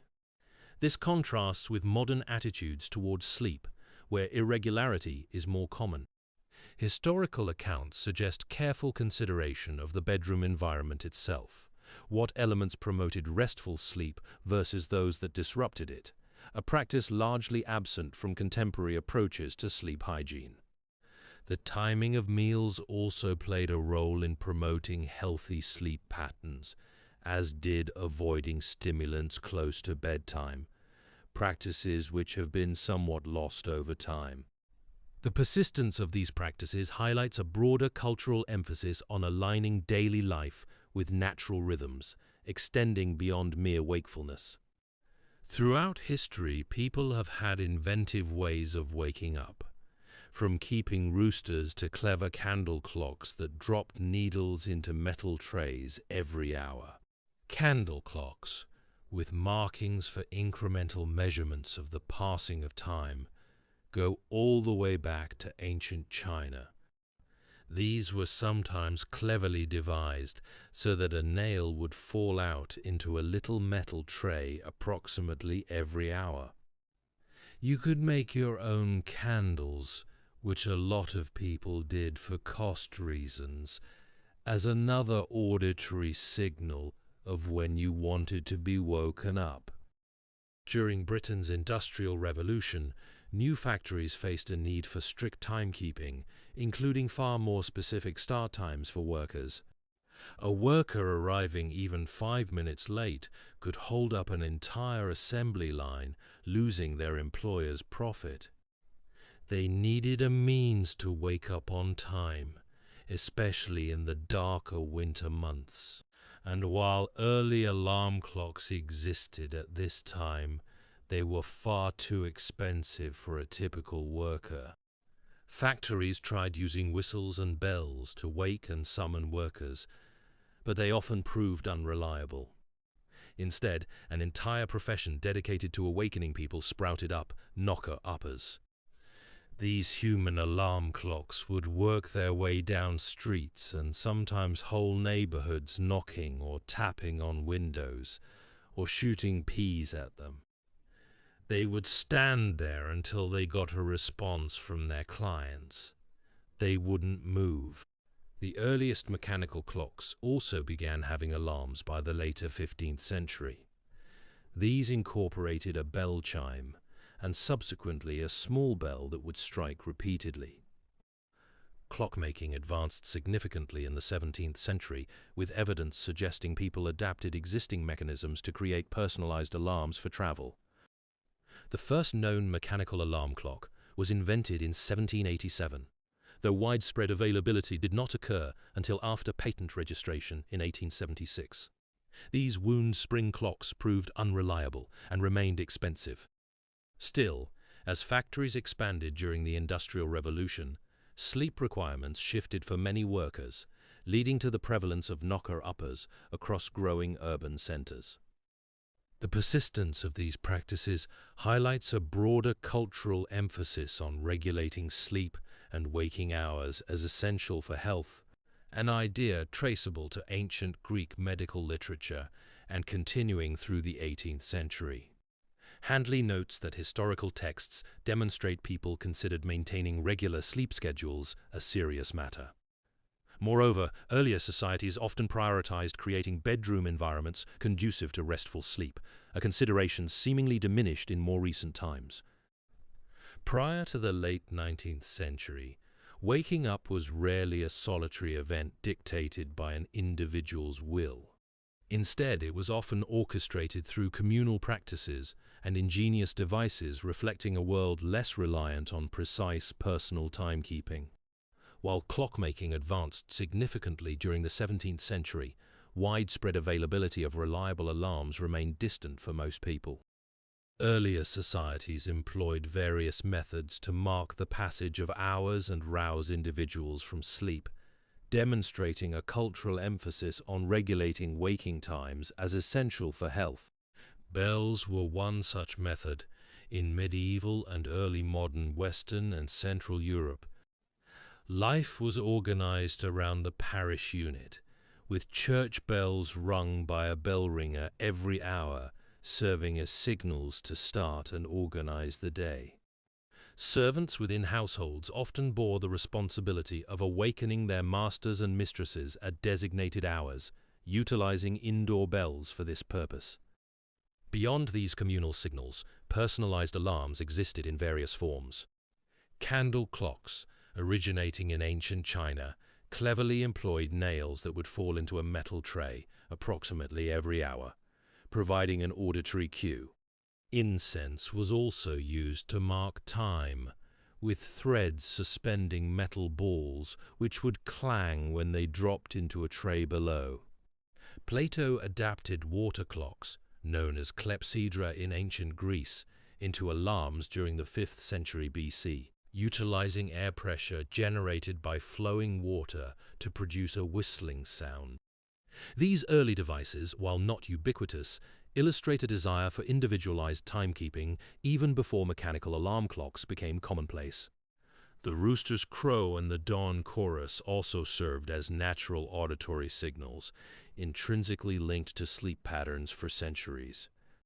The persistence of these individualized auditory cues highlights a cultural investment in personal time management even before widespread mechanical clocks.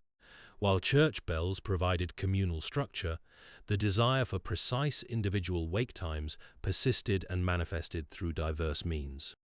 The emergence of hooters in France and similar professions elsewhere demonstrates this need wasn't unique to Britain or its industrializing regions. It was a global phenomenon reflecting varying social structures and labor demands. Mary Smith's use of peas shot through a pipe exemplifies the ingenuity applied to achieving punctual awakenings, even with rudimentary tools. The gradual decline of knocker-uppers in the early 20th century correlates directly with increased affordability and reliability of mechanical alarm clocks, signaling a shift away from human-powered timekeeping toward increasingly automated systems. The desire to mark time and structure daily life extended far beyond the reach of mechanical clocks. Before alarm clocks became commonplace, people devised ingenious methods for ensuring punctual awakenings. During Britain's Industrial Revolution, factories demanded strict adherence to schedules. A worker's tardiness could disrupt an entire production line and impact profits. While early alarm clocks existed, they were prohibitively expensive for most workers.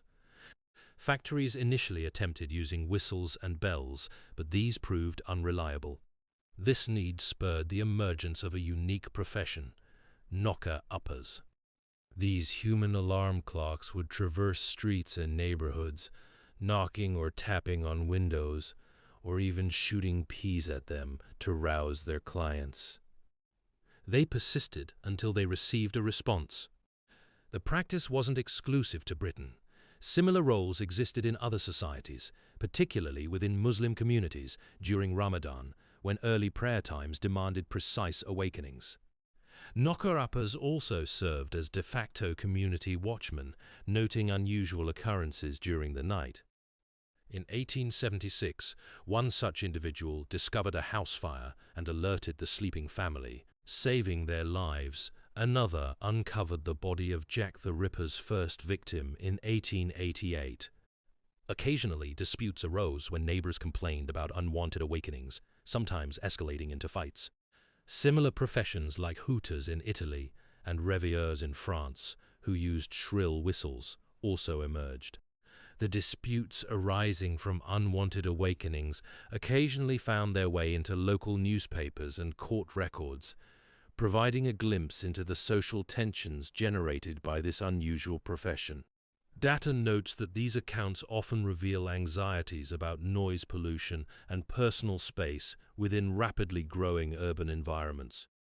While knocker-uppers provided an essential service for many, their presence also highlighted the challenges of adapting to industrialized life in densely populated areas.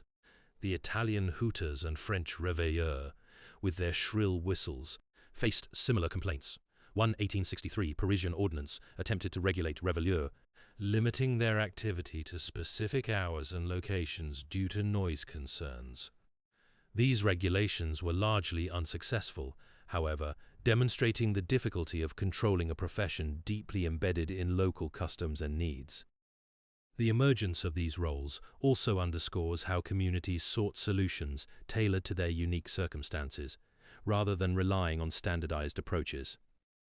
Before personal alarm clocks were widely used, people often woke through natural cues and daily routines.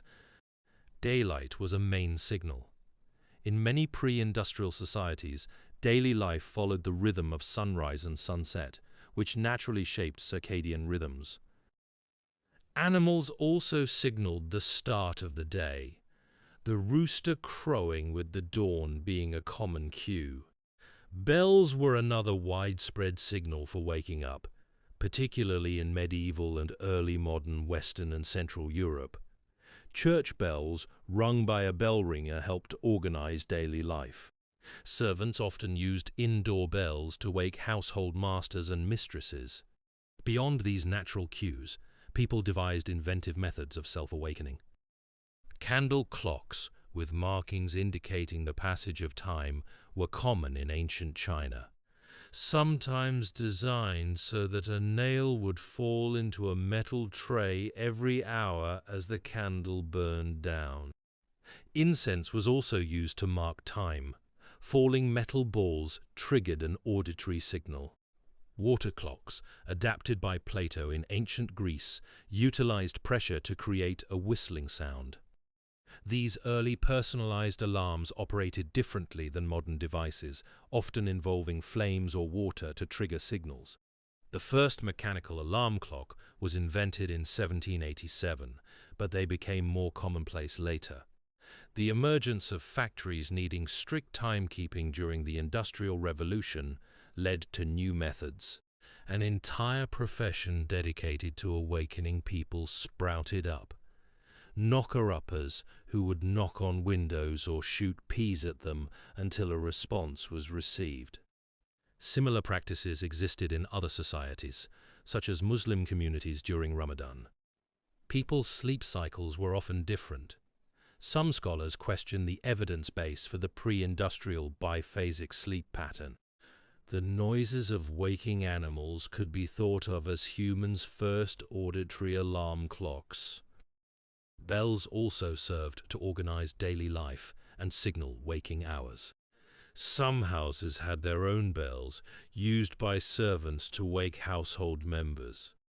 Clockmaking advanced significantly in the 17th century, with people devising their own alarms when traveling. By the later 15th century, domestic wall clocks began having alarms set using a pin. Knocker-uppers largely died out by the 1920s as alarm clocks became more commonplace and affordable. It's often assumed that sleep in earlier times was healthier, but the reality was probably mixed.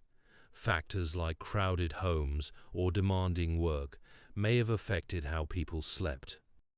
Exposure to daylight, especially in the morning, was common, which research shows can regulate circadian rhythms.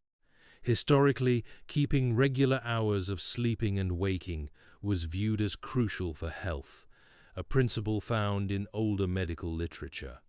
Modern research corroborates this view, demonstrating that regular sleep schedules can facilitate waking without an alarm. Similarly, historical attention to bedroom environments echoes contemporary recommendations for good sleep hygiene, including mindful consideration of diet and avoiding stimulants before bedtime. Before the ubiquity of alarm clocks, people relied on a variety of methods to rouse themselves from sleep. These ranged from natural cues like daylight and animal sounds to more inventive technological solutions. The rooster crowing with the dawn was a common signal that the day had begun, as were bells rung by bell ringers every hour in medieval and early modern Western and Central Europe. Servants often used bells within households to wake up their masters and mistresses at appointed times. Beyond these widespread practices, personalized alarms also existed. Candle clocks, originating in ancient China, cleverly employed nails that would fall into a metal tray approximately every hour, creating an auditory signal. Incense was similarly utilized, with threads suspending metal balls which would clang when they dropped. Water clocks, or clepsydras, adapted by Plato in the 5th century BC, used pressure to create a whistling sound. These early devices demonstrated a desire for precise timekeeping and regulated awakenings, even before mechanical clocks became common. By the end of the 13th and into the 14th centuries, mechanical clocks began appearing, sometimes incorporating tunes played before bells rang. Domestic wall clocks with alarms, set using pins to chime a bell, followed in the later 15th century. As clockmaking advanced further in the 17th century, people even devised their own portable alarm mechanisms for travel. While the first mechanical alarm clock was invented in 1787, it wasn't until the late 19th and early 20th centuries that personal alarm clocks became widely available, coinciding with industrialization and increased access to artificial light. The ingenuity of these pre-industrial methods underscores a fundamental human desire for regulated time and awakenings, a need that persisted even as clockmaking technology advanced. While mechanical clocks offered greater precision, their initial expense limited widespread adoption. The development of portable alarm mechanisms further personalized this experience, allowing travelers to maintain routines away from home. Even so, the transition to ubiquitous personal alarms was gradual, closely linked to broader societal shifts like industrialization and increased access to artificial light. These earlier systems, the roosters, bells, candle clocks, incense clocks, and even human knocker-uppers, represent a crucial lineage in the history of timekeeping, demonstrating an enduring quest for reliable and individualized awakenings that ultimately paved the way for the modern alarm clock. Before the hum of electric clocks and insistent buzzing alarms, people woke to a world orchestrated by natural rhythms and ingenious human inventions. Daylight was a primary signal. In many pre-industrial societies, daily life followed the rhythm of sunrise and sunset, shaping what we now understand as circadian rhythms, the internal processes that govern sleep and wakefulness. But reliance on daylight alone wasn't always sufficient. Throughout history, people devised clever methods to ensure timely awakenings.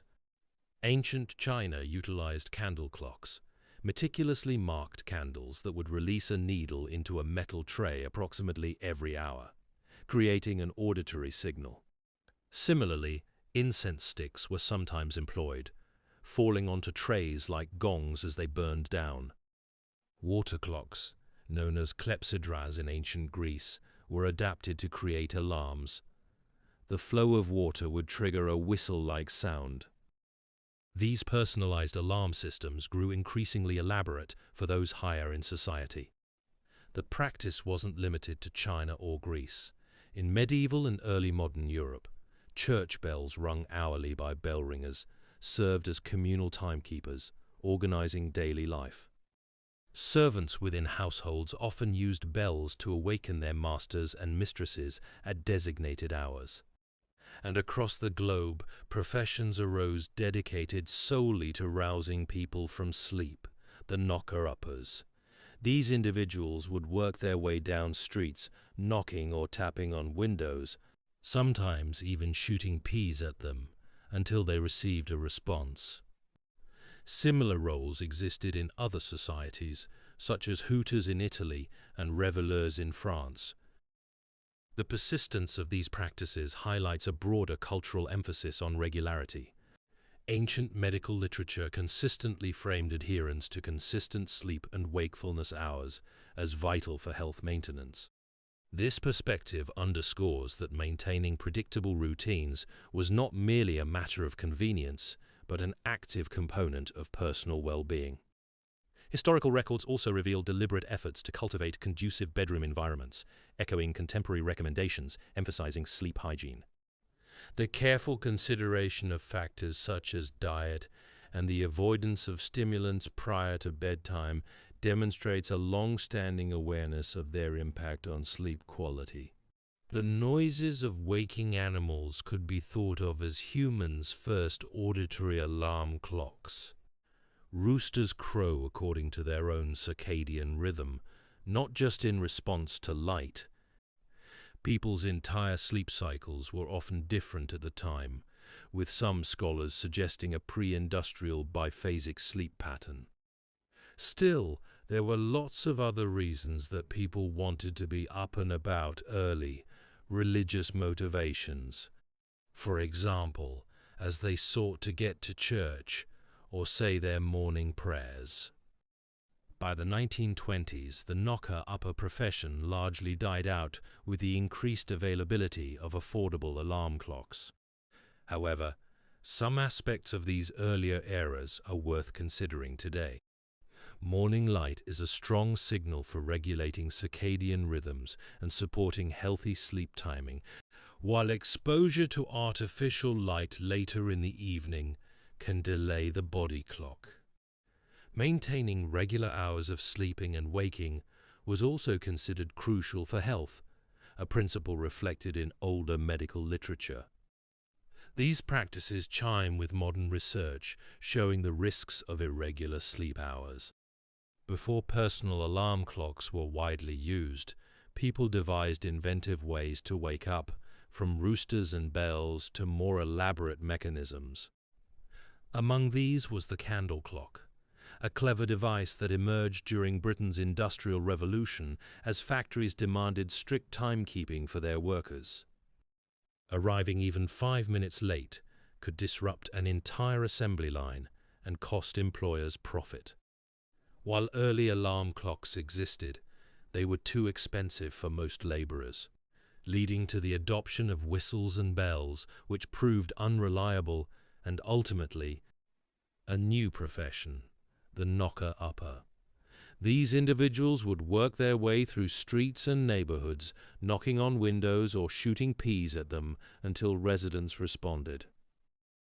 As Associate Professor of History Arunima Datta explains, they wouldn't move on until they received acknowledgement from their clients.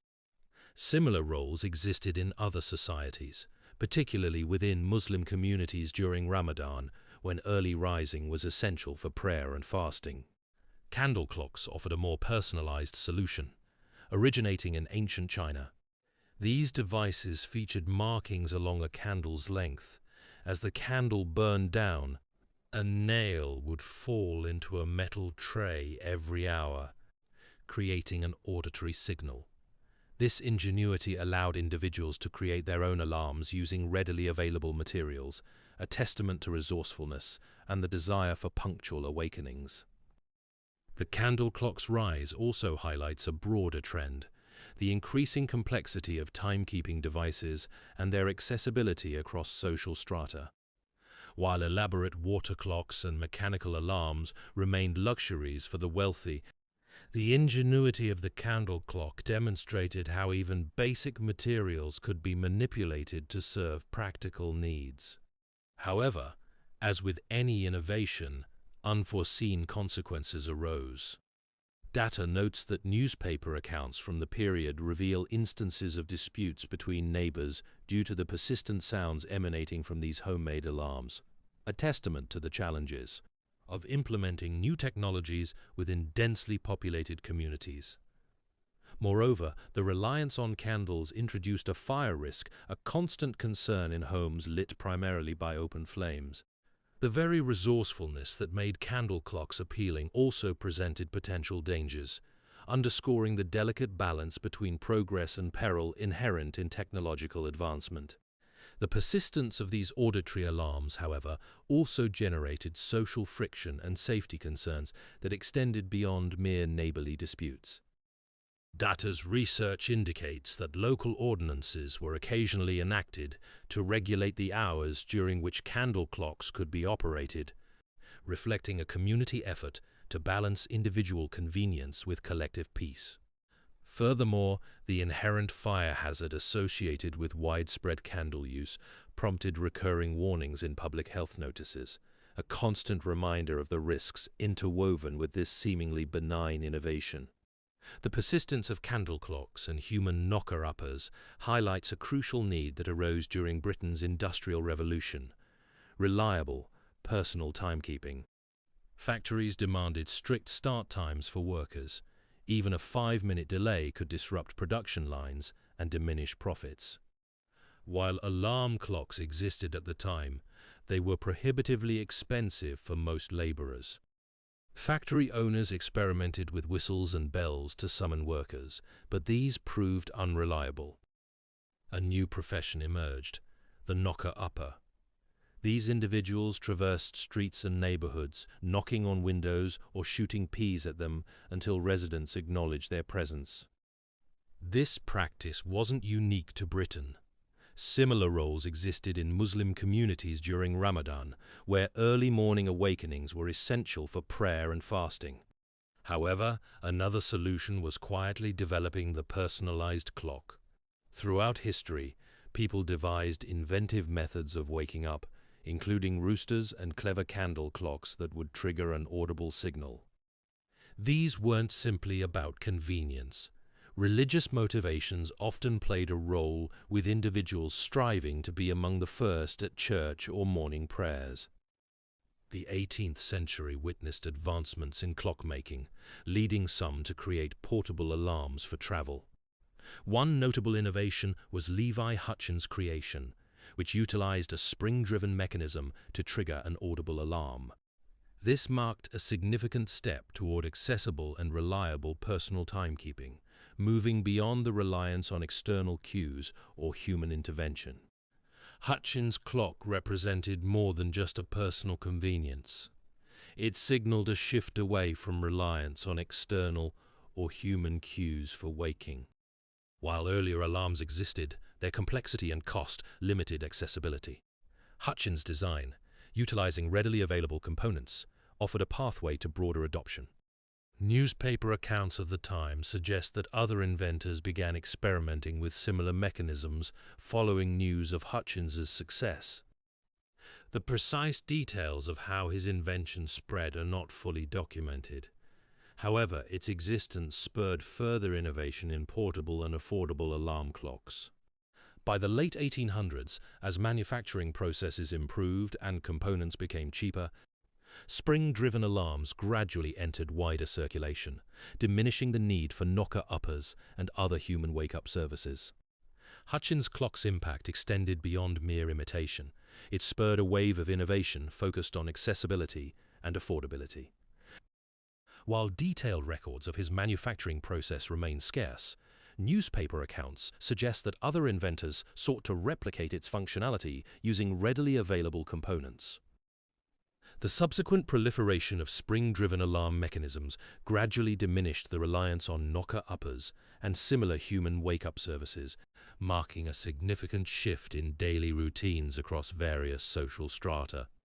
The rise of factories and their demand for precise work schedules created a unique need: reliable wake-up calls, especially during long winter nights. While early alarm clocks existed, they were too expensive for most workers. Factories initially attempted using whistles and bells, but these proved unreliable.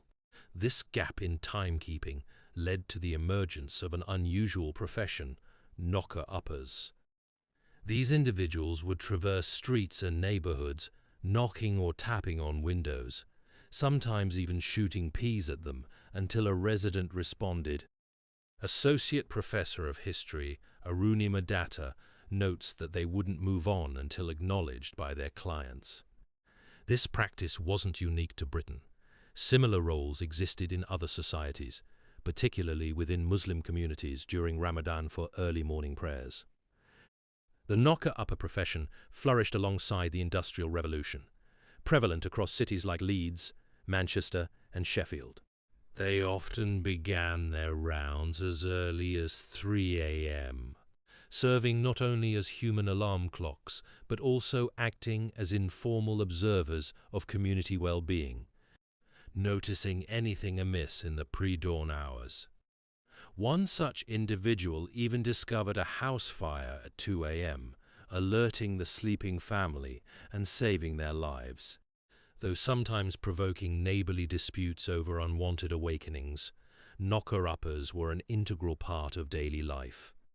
Similar professions existed elsewhere. Italy had hooters, while France employed réveilleurs, who used shrill whistles to rouse people from sleep. The decline of the knocker-upper profession wasn't solely attributable to affordable alarm clocks. Changing social structures also played a role. As cities expanded and housing became more densely populated, the noise generated by these early morning awakenings grew increasingly disruptive to entire neighborhoods. Data notes that complaints about excessive noise reached local authorities, leading to ordinances restricting their activities. Furthermore, the rise of factory whistle systems, while initially unreliable, gradually improved in accuracy and volume, diminishing the need for individual human wake-up calls within industrial districts. While some knocker-uppers transitioned to other roles, many simply faded out as their unique service became less essential. The profession's demise also coincided with a shift toward more individualized notions of privacy and domestic tranquility. The intrusion of a stranger into one's bedroom was increasingly viewed as an unwelcome disturbance.